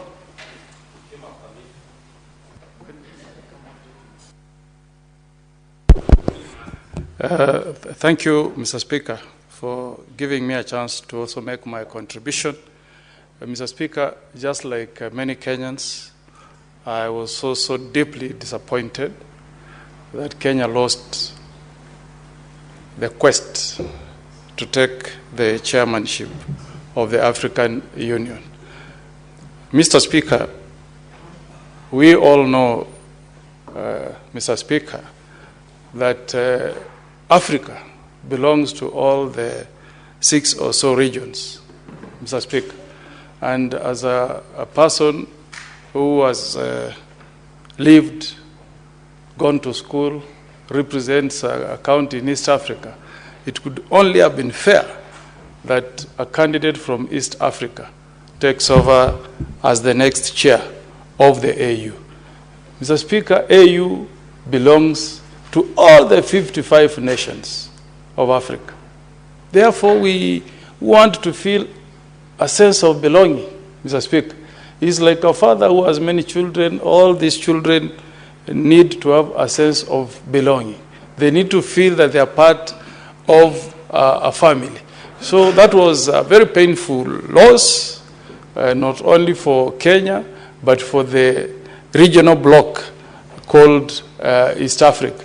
And Mr. Speaker, if I was a president, this is the time I would have asked my brothers in the East African bloc to walk the talk. Mr. Speaker, I was in State House when President Yoweri Museveni rose and assured us Kenyans that he will be in Addis Ababa to second Raila Amolo Odinga's candidature. But the reports that we received from Addis indicate that Yoweri Museveni did not take time personally to travel to Addis Ababa to not only vote for us, but to also help us in campaigning. Because, Mr. Speaker, it's not easy to convince another president to vote for you. You need to have as many presidents as possible to support your candidature. So I hope that our presidents from the East African bloc will consider whether we will change the idea of leadership within the AU so that it becomes rotational. How come, Mr. Speaker, that in the 23 years that AU has been in existence, the Francophone countries have taken the position of chair for 19 years, and Anglophone only 4 years, Mr. Speaker. And yet, Kenya and other Anglophone countries make their contribution to AU. So, at times, Mr. Speaker, just like the way we do it in IALA, Mr. Speaker, you're privileged to be a lawyer, you know it, that the presidency of the East African Law Society is rotational. If this year the chairmanship goes to Kenya, next year the chairmanship goes to Tanzania, the other year it will go to Uganda. That way, you don't feel the pain of contributing to a body that will never allow you to take a leadership position. We cannot have an association or a union that is supposed to bring all countries together, but others have ganged up to ensure that other regions can never ascend to the chairmanship. Mr. Speaker, because the salary that pays that chair is also my taxes. By being taxed and by my country making a contribution, then I'm also having an expectation that one day, one time, I will proudly stand up and say, a fellow countryman or woman is chairing AU. So, in terms of going forward, I hope when there is a summit of the African Union, our president, President William Ruto, will put this issue on the table so that we can have, let us have ECOWAS in West Africa, sharing. Next time, let it go to SADC, the way the other time we had South Africa. Then it can go to the COMESA region. Then it comes to East Africa. Senator Methu, we want fairness. The second point I want to make, Mr. Speaker, is that it's not Raila Odinga who lost this election. The person who lost this election is our president and his foreign policy, Mr. Speaker. Because the way we handled this matter, Mr. Speaker, it left us with very little option of winning, Mr. Speaker. Because when you are doing a campaign like this, you must be conscious of the geopolitics. What your actions will mean to the person you want to vote for you, Mr. Speaker. Because even if the way it is said, and I know it's true, that President Tshisekedi is a personal friend of Raila Amolo Odinga, how does he feel, Mr. Speaker, when, again, and I'm using my words very carefully, when it is rumored that somebody has hosted the M23 leadership in Nairobi? Tshisekedi is a human being, Mr. Speaker. He will bolt. How will Kagame feel if the actions of a country that is, fronting a candidate seems to be hostile to the interests of Rwanda or South Africa or Tanzania, Mr. Speaker? I want to appeal to my president, President William Ruto, to talk less, do his foreign policy at times under the carpet, to avoid stepping on so many president's toes, Mr. Speaker. Because they are also human beings. Everything that you do here impacts on your relations with another country, either positively or negatively, Mr. Speaker. And I know the PS Foreign Affairs, Singhuei, is a colleague, is a lawyer like me. And I feel so proud, I feel honored when I see a lawyer occupying that position of secretary in the Foreign Affairs Ministry, Mr. Speaker. But I also want to speak to my friend Singhuei to also be very cautious before speaking on a matter that may touch on our relations with other countries, Mr. Speaker. You remember, Mr. Speaker, SADC wrote a letter. P.S. Singhuei responded with a public criticism. That did not augur well with SADC countries, Mr. Speaker. So, really, the best thing they say is that you should learn from your failures. Let's learn from our failures. What happened to us as a country? We should sit down, evaluate, and take some key lessons from what happened, Mr. Speaker. Mr. Speaker, on Saturday, and God Almighty is my witness, and my pastors in Nyamira are my witness, I told my pastors that instead of going to Addis Ababa, I'll be on my knees in Nyamira, praying for Baba, Kenya's candidate, to win AU chairmanship in Addis. I was at Mesowa SDA in Ikonge with pastors, and we prayed for Raila Amolo Odinga, Mr. Speaker. Those who chose to accompany him to Addis Ababa, that was good. But how did we conduct ourselves, Mr. Speaker? If you have been a member of Law Society, and I know you have been, and you are a member in good standing, you know what happened when I was the president of Law Society of Kenya. We came up with a very good initiative to open the borders in East Africa so that lawyers in Tanzania can come and practice in Kenya, and lawyers in Kenya can go and practice in Uganda, and vice versa, Mr. Speaker. But when we were making that declaration in Speak Munyonyo Hotel in Uganda, the contingent from Kenya was the largest in that meeting.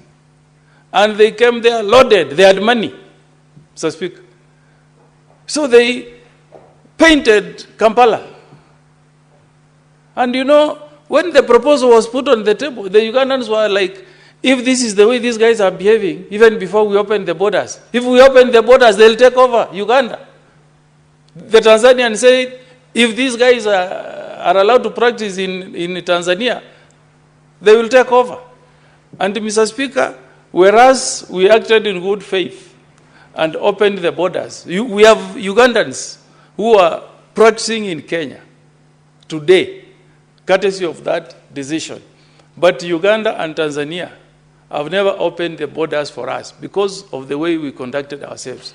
So, Mr. Speaker, at times, the cheering squad, the delegation that accompanied our candidate to Addis Ababa, Mr. Speaker, should have quietly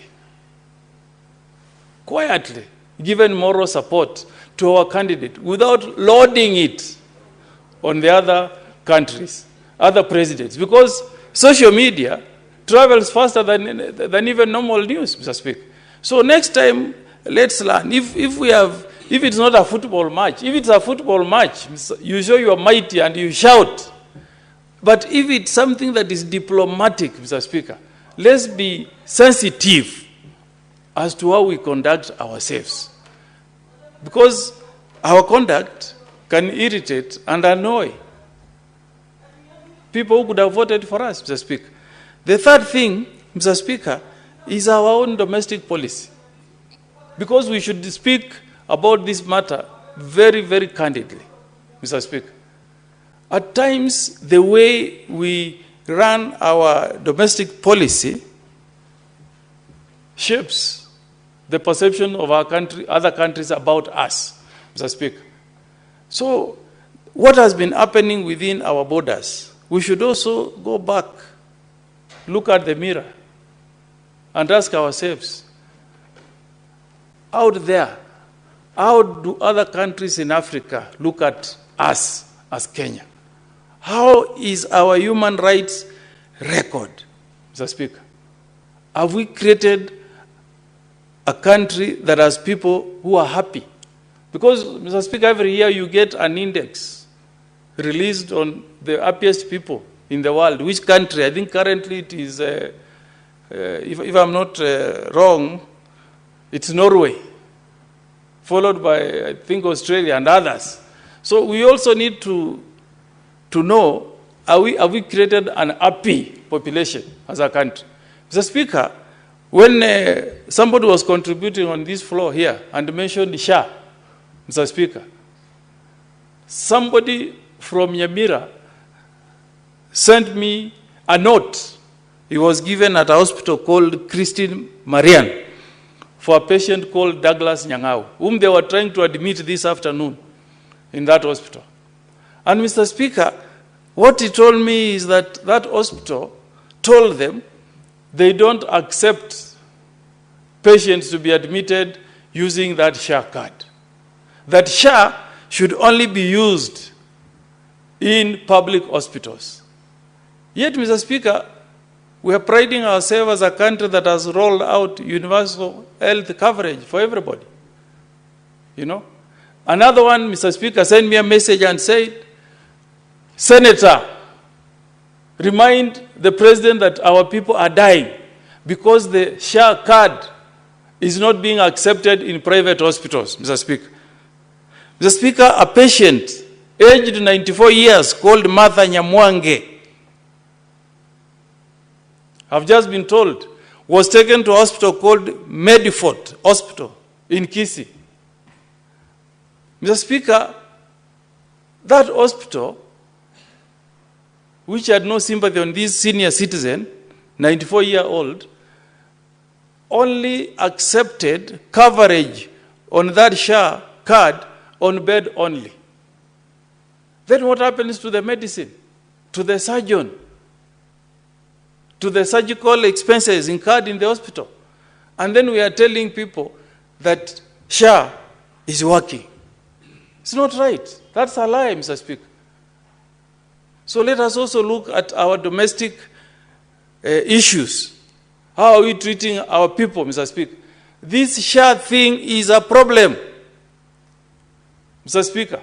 In some counties, like Nyamira, now we are burying people on Monday, Tuesday, Wednesday, Thursday. We used to do burials only on Friday, Mr. Speaker. We represent our people, Mr. Speaker. We cannot sit here and shut our mouths from some of these issues, Mr. Speaker. And then finally, Mr. Speaker, the impact of Raila's loss in our country here. Mr. Speaker, we should guard our mouths at times. I listened to my good friend, Senator Cheragei. It's unfortunate that he's not here. Making statements saying, oh, now that Raila Amolo Odinga has lost the AU chairmanship, we want to offer him position of Prime Minister. Cheragei or Nelson Koech, Mr. Speaker, are not the right people to tell ODM what position to be given. They are not the right people, Mr. Speaker. If the president wants to give former Prime Minister the position of Prime Minister, he should do it in a manner that respects the Constitution first. I sat in NADCO, Mr. Speaker, and we made a recommendation and even gave powers to that office of Prime Minister. If His Excellency the President wants Raila Amolo Odinga to get that position, the right thing to do is to fully implement that NADCO report. Not to send junior senators like Senator Cheragei to go and make announcements in the streets, Mr. Speaker. That is not the way you enhance unity in our country. If that position needs to be there, let it be entrenched in the Constitution. Let there be a discussion on who should occupy that seat through party organs, Mr. Speaker, but not through talk shows on TV, making pronouncements through the media. That is demeaning, Mr. Speaker. And it will send the wrong signals, Mr. Speaker, that there is no good faith from our president on this matter that was meant to take Raila to be the chair of AU. Finally, as I finish, Mr. Speaker, I join Ugandans, Mr. Speaker, in making an appeal to President Yoweri Museveni to ensure that Besigye is released from prison, Mr. Speaker. Mr. Speaker, if you read a book called Red Notice, you will think that the episodes captured in that book about the happenings in Russia under Putin are playing out in our neighboring country, Mr. Speaker. We want, within East Africa community, to respect human rights, Mr. Speaker, to show love, to show tolerance, Mr. Speaker, to our opponents, Mr. Speaker. So we urge our senior statesman in the region, President Yoweri Museveni, to have sympathy and a soft heart on that leader of opposition called Besigye. I hope the unfortunate thing will not happen, Mr. Speaker, where Besigye will die because he has not been able to get medical help under the watch of President Yoweri Museveni. With those remarks, Mr. Speaker, I support. Thank you. Thank you, Senator Senior Counsel Okongo Mogeni. And as you resume your seat, I wish from the chair to remind you that the NADCO report was presented before the JLAC, which I chair, and we've done a report which is already part of the reports which will be processed in the course of this session. That is something that is already in the order paper for the coming week, I believe. And secondly, you made reference to the Principal Secretary of Foreign Affairs, the Honorable Singwe. You as truly remember once worked with him in the law practice, and I can confirm that the accolades you gave to him are the accolades that he exhibited prior to his decision to, of course, resign as he assumed the current public office that he's holding. And so that is a proper presentation of a colleague's professional status. Senator Karen.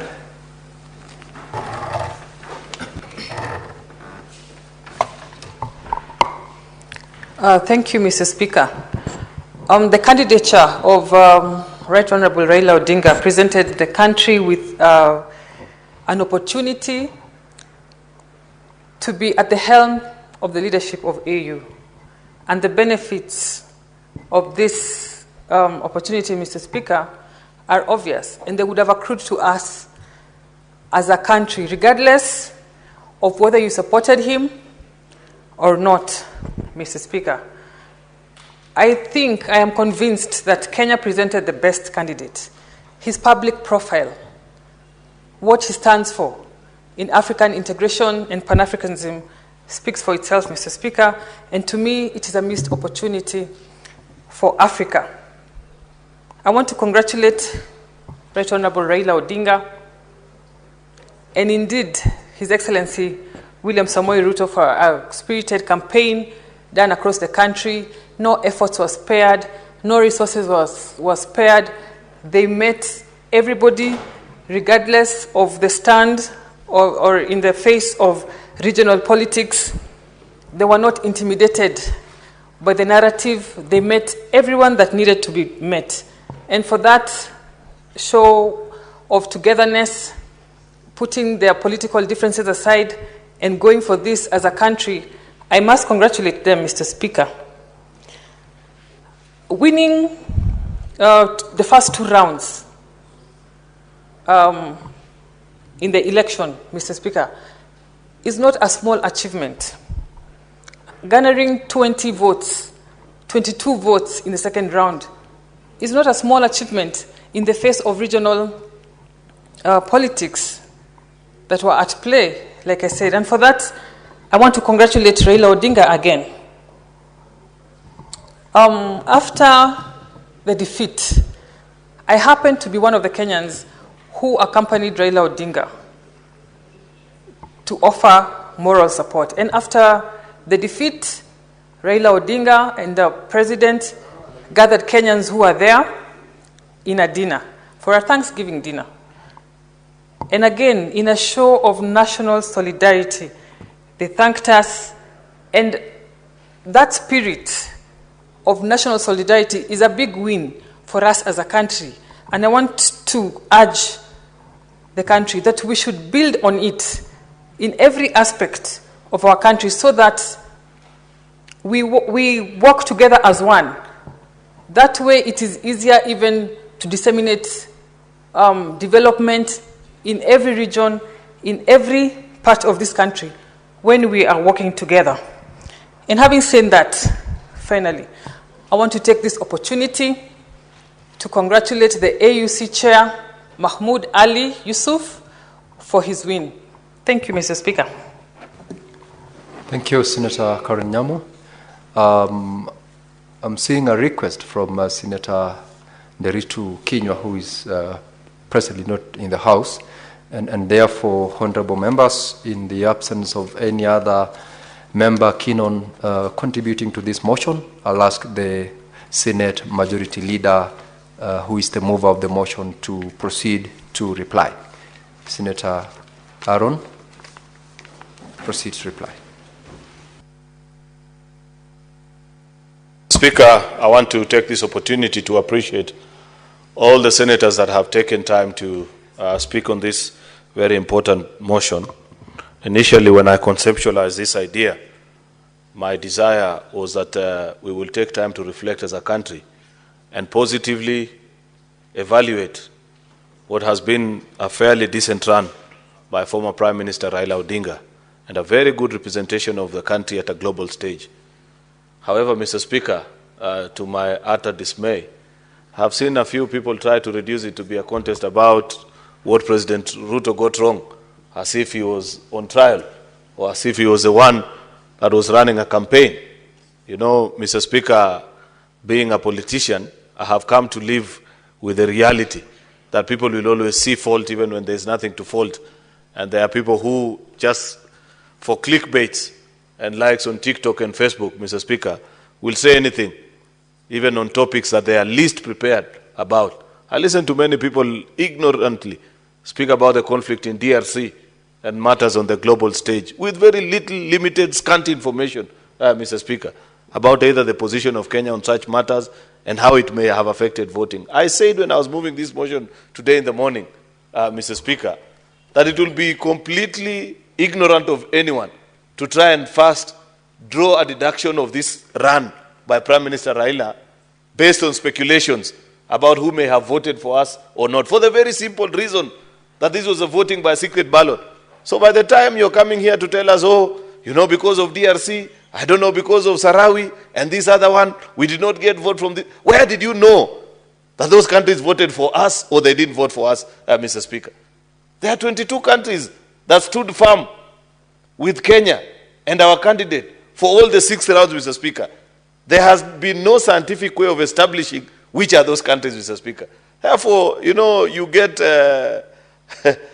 mesmerized sometimes at the ignorance and the seriousness with which people posit those arguments before the House, Mr. Speaker, thinking that perhaps there is some revelation that they got overnight on who may have cast their vote in support of us or otherwise. Even if it was a trial on our stand on diplomatic issues, Mr. Speaker, I explained here in the morning. The first person to raise that argument was Senator Onyonka. And you know, the record bears me witness. Every time I challenged him, whether it was on the issue of DRC or the issue of Palestine and Gaza, the war in Gaza, Mr. Speaker, he said, let's keep that matter aside.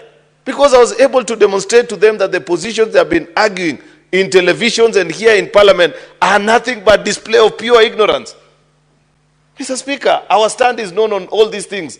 So I don't know why people want to reduce it to be an evaluation of the performance of the president in the international stage. I don't think there has ever been a president who has profiled Kenya in the international stage the way President William Ruto has been able to do it. Travel with him to international meetings and you will appreciate what a good job he has been able to do. There is a lot of interest in this country. That's why I asked the other day, and somebody mentioned to me, told me, Senator, we don't understand your country anymore. Because reading online, reading newspapers, Mr. Speaker, listening to some of the senators like the ones that were speaking here, Senator Sifuna and the like, you would think that there is absolutely nothing going on in this country. Yet, investors, people that keep a keen, objective eye on the progress that is being made in Kenya are advising people, Mr. Speaker, that if there is a country to keep an eye on the African continent, it is Kenya, Mr. Speaker. Not one, not twice, not three times, Mr. Speaker, have I seen articles by people who objectively analyze the performance of countries and the things that are being done, both locally and the positioning that has been done of this country in the international stage, Mr. Speaker, that they appreciate that there is progress being made. 2 years ago, Mr. Speaker, we were at a debt distress level. We were basically on the verge, staring at an total economic collapse, Mr. Speaker. The president has been able to move the country from that particular state up to a point now, Mr. Speaker, where we are stable, where we are going to the market, where even global ranking institutions are beginning to paint a positive outlook, Mr. Speaker, of our economy. And you just find people here say, oh, hey, this and that is not right. Mr. Speaker, in fact, it was a mistake. Even on the part, I want to fold the office of a speaker, Mr. Speaker, because in our standing orders, you cannot discuss the conduct of a friendly head of state without a substantive motion. It's in our standing orders, Mr. Speaker. Yet I have seen people discuss friendly nations and the local matters in that particular country, Mr. Speaker, with wanton recklessness. That should not be the case. Senator Cherargei tried, Mr. Speaker, to bring it to the attention of the Speaker when that matter first showed up this afternoon, when we had the visiting delegation from Uganda, Mr. Speaker. Unfortunately, maybe the way in which he sought the attention of the Speaker was not impressive enough, and the Speaker reserves the right of whether to allow one to make their point or not, but it is not proper.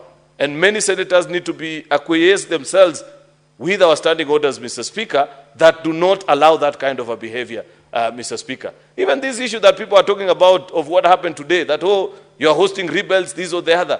Kenya is a proud member of the international community. Many times, people rush here when their countries are in conflict, Mr. Speaker. The same people that are faulting us and saying, why did you allow Besigye to be picked and they are lifted from Nairobi, today have a problem that part of the faction that is warring in Sudan is here in the country. So which is which? If you want us to lock the country to anybody that is under siege in their own country, Mr. Speaker, then let that be your stand. But you cannot on one hand say that you need to keep this one here, but the other one you need to release. Kenya, over the years, has made significant contribution to regional stability, including almost every other East African country, Mr. Speaker, that every other time they've had conflict, people have negotiated here. I want to believe that part of negotiation, Mr. Speaker, includes allowing the warring parties, Mr. Speaker, to have access to your country. Who says if one of the entities has come and pitched tent here, Mr. Speaker, that we support whatever they are doing? We are a proud member of the international stage, Mr. Speaker, and I know for a fact that when people seek to either congregate here or find a safe haven if they feel unsafe in their country, there are millions of refugees that continue to ply their trade, Mr. Speaker, or make a living in this country as they go about their business. You remember even the issue of DRC a few months ago, where when DRC protested and said, why did you allow so-and-so to speak? Our answer was plain and simple. This is a free country. When people come here, they enjoy the rights.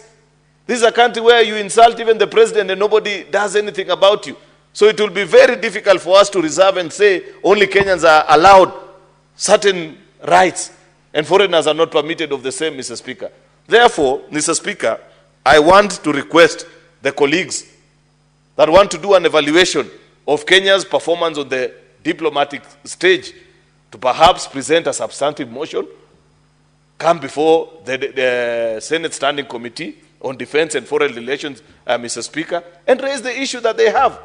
But to reduce such an important motion, you know, Mr. Speaker, where you find you want to score cheap points and appear as if you're the one who's most knowledgeable, you know, on these matters which you are ill-prepared to comment about, because the things that you're speaking for, if people who understand things better listen to you, they cringe in their seats because they are wondering who elected this one.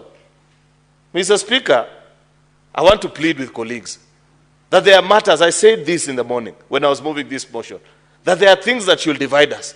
We can surely have difference of opinion when it comes to matters local politics. But when shall we ever grow and mature politically to appreciate that, for example, when a Kenyan shows up at the international stage, Mr. Speaker, then they represent our flag. They represent us as an entire people. If you are not a candidate in that particular exercise, competing with them, Mr. Speaker, then the least that you can do, look away if you don't like that particular person. At least at the very worst, Mr. Speaker, just keep quiet. But if you are a patriot, take time to celebrate them and lend their support, Mr. Speaker.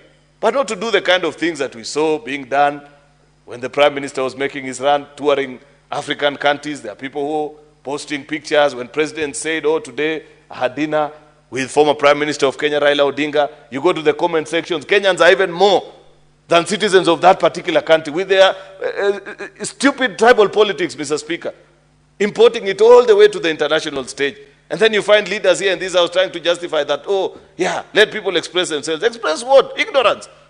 Mr. Speaker, leadership also involves telling people that this is not right, that we don't agree with you in this particular. Why are you a leader then? I thought a leader, part of your duty, is also to show the way in certain matters that you're well prepared for. Mr. Speaker, I want to appreciate those that understood the spirit of this motion and took their time to critically evaluate and celebrate that a Kenyan, a prominent one, an eminent one at that, Mr. Speaker, gave a good account of himself on the international stage, and now people know better about Kenya and our credentials. I did mention, Mr. Speaker, that it is okay for people to have their opinion. But you know, the most ignorant of the lot, Mr. Speaker, are the ones that have tried to reduce this conversation to be about the evaluation of President William Ruto. He was not a candidate there. Prime Minister Raila Odinga himself said it on that night on the 15th, that there is nothing that the government of Kenya led by President William Ruto stopped at or withheld in terms of support in his candidature. And he said, I appreciate that about this. So who else can come here and tell us, oh, you know, this was not done right, this should have been this way or the other? If the candidate himself appreciates that the country did everything that was humanly possible, and we only ended up losing because elections are what they are. Sometimes people choose not to see or appreciate issues the way you perceive them. Therefore, Mr. Speaker, let it go on record that this House appreciates the decent run, the good presentation at the international stage of this eminent Kenyan, that there are lessons that the country has learned, so that in future, because there will be other Kenyans, Mr. Speaker, who will show up at the international stage looking for employment opportunities, either in global institutions, Mr. Speaker, or even at the UN, Mr. Speaker. And there are things that we can surely do better as a country. I want to appreciate, Mr. Speaker, the seconder of this motion, Senator Moses Kajwang, because it is he who reminded us that with this negative energy, very soon we will transfer it even to matters like sports, things which ordinarily have always united us. That you'll find Harambee Stars playing, and because maybe there's a certain player that you don't like, or this or the other, Mr. Speaker, then you'll find people, you know, either cheering the other country or wishing ill fate on our own team. We must nip it at the bud while it is still early, Mr. Speaker, and be able to tell each other. You know, the other day, Mr. Speaker, we laid to rest celebrated veteran journalist Leonard Mambo Mbotela. It is on such matters that he will ask, Je, hu ni ungwana? Is this really decent of us, Mr. Speaker, to continue to do these kind of things? Therefore, I want to conclude, Mr. Speaker, by expressing the the three things that this motion intended to do when we set it out this morning, which is one, to express the thanks of the Senate to the Right Honorable Prime Minister Raila Odinga, to appreciate that he gave a good account of this country, that this Senate notes that despite the fact that he may not have won, Mr. Speaker, that it was not because of anything in his own capacity, but given that this was a competition and there were other judges, Mr. Speaker, that they may have held different views. But as a country, we are proud of him and the work that he was able to do. Secondly, Mr. Speaker, is to record the thanks of this House to His Excellency the President William Ruto for stepping up, Mr. Speaker, and ensuring that a man whom they fiercely competed in the last presidential election and was separated on only by barely 200,000 votes, Mr. Speaker, enjoyed the support and the full backing of the government of Kenya with no restraint, Mr. Speaker. And that is what a decent country should do, because this is an important job. You know, Mr. Speaker, I'm reminded, I saw last weekend another member of parliament from the National Assembly. I don't want to take him seriously anyway. I think he's the MP for Juja or something. I don't want to take him seriously because I read elsewhere, I don't know if it is true, that the only document that gentleman has is a driver's license.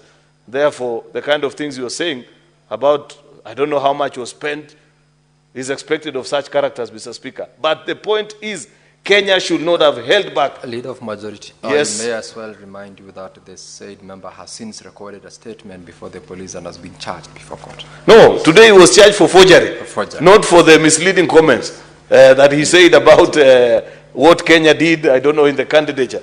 Apart from having a driver's license, probably, which is also maybe forged, Mr. Speaker, probably even the other documents, that is what the court will be told later on, that we record appreciation to the President for the kind of support that was accorded to Prime Minister Raila by the Republic of Kenya. Third and final, Mr. Speaker, is that the Senate of the Republic of Kenya record a congratulation to His Excellency Mahmoud Ali Yusuf on his election as the chairperson of the Commission, AUC Commission, on Saturday, 15th February 2025. We are true Democrats, Mr. Speaker, and even though we competed and it was intense and difficult, the winners eventually have their say.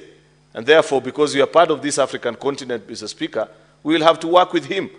I pointed out earlier that, for example, the President is leading the reform exercise on the AU, Mr. Speaker. And part of the things that he'll have to achieve will include working with this gentleman. Much as we felt very bad that he grabbed the trophy that we so desperately needed, Mr. Speaker, we still congratulate and wish him well, because his success is the success of Africa. The success of Africa is the success of Kenya, Mr. Speaker. And therefore, we should take such moments to celebrate them, much as we may disagree with him on many of the things. The only thing that perhaps maybe I will point out as a simple measure of courtesy, Mr. Speaker, is to be gracious even in victory, Mr. Speaker, because I saw a video. Probably maybe the people that did the translation may not be honest. I'm aware that we live in the information age and sometimes not everything is accurate. I saw a video of him somewhere back home in Djibouti alongside his president, and he said certain things that perhaps didn't sit well with the rest of us as a country. But who knows? It could be the wrong translation. Since I don't speak Arabic, Mr. Speaker, I don't want to bear witness, but I want to believe that that gentleman will serve the continent of Africa and celebrate and do all the things that we need to do. Therefore, Mr. Speaker, I wish to end it at that and celebrate what has been achieved and said this afternoon. The various unhelpful comments notwithstanding, but many colleagues, 90% of the people that spoke actually stayed on tune. Apart from the usual, Mr. Speaker, that you'd expect in any political conversation, I still appreciate that many people rose to the occasion and appreciated what this motion was about. It was just about celebrating an eminent Kenyan, appreciating the president, and congratulating the eventual winner. The long and short of all these things that have been said this afternoon were about those three things, which I believe have been ably done by members of this House, using whatever form of shade and color that they have said. With those many comments, many remarks, Mr. Speaker, I beg to reply. Finally, Mr. Speaker, in accordance with Standing Order number 66.3, I beg to request that the deferring of the question be held to a later date. I thank you, Mr. Speaker. Thank you, Senate Majority Leader. And first one to Standing Order 663. The putting of the question to this motion is hereby deferred to the next sitting of the House. Very well. Clerk, you may call the next order.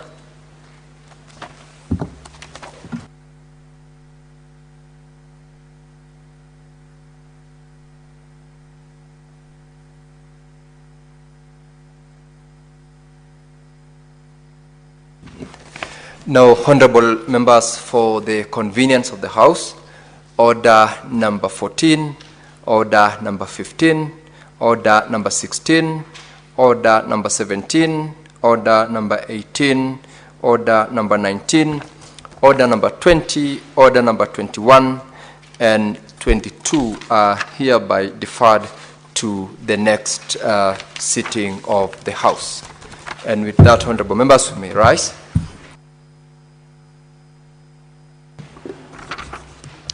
Honorable Senators, there being no other business on the order paper, the Senate stands adjourned until tomorrow, Thursday, 20th of February 2025 at 2:30 p.m.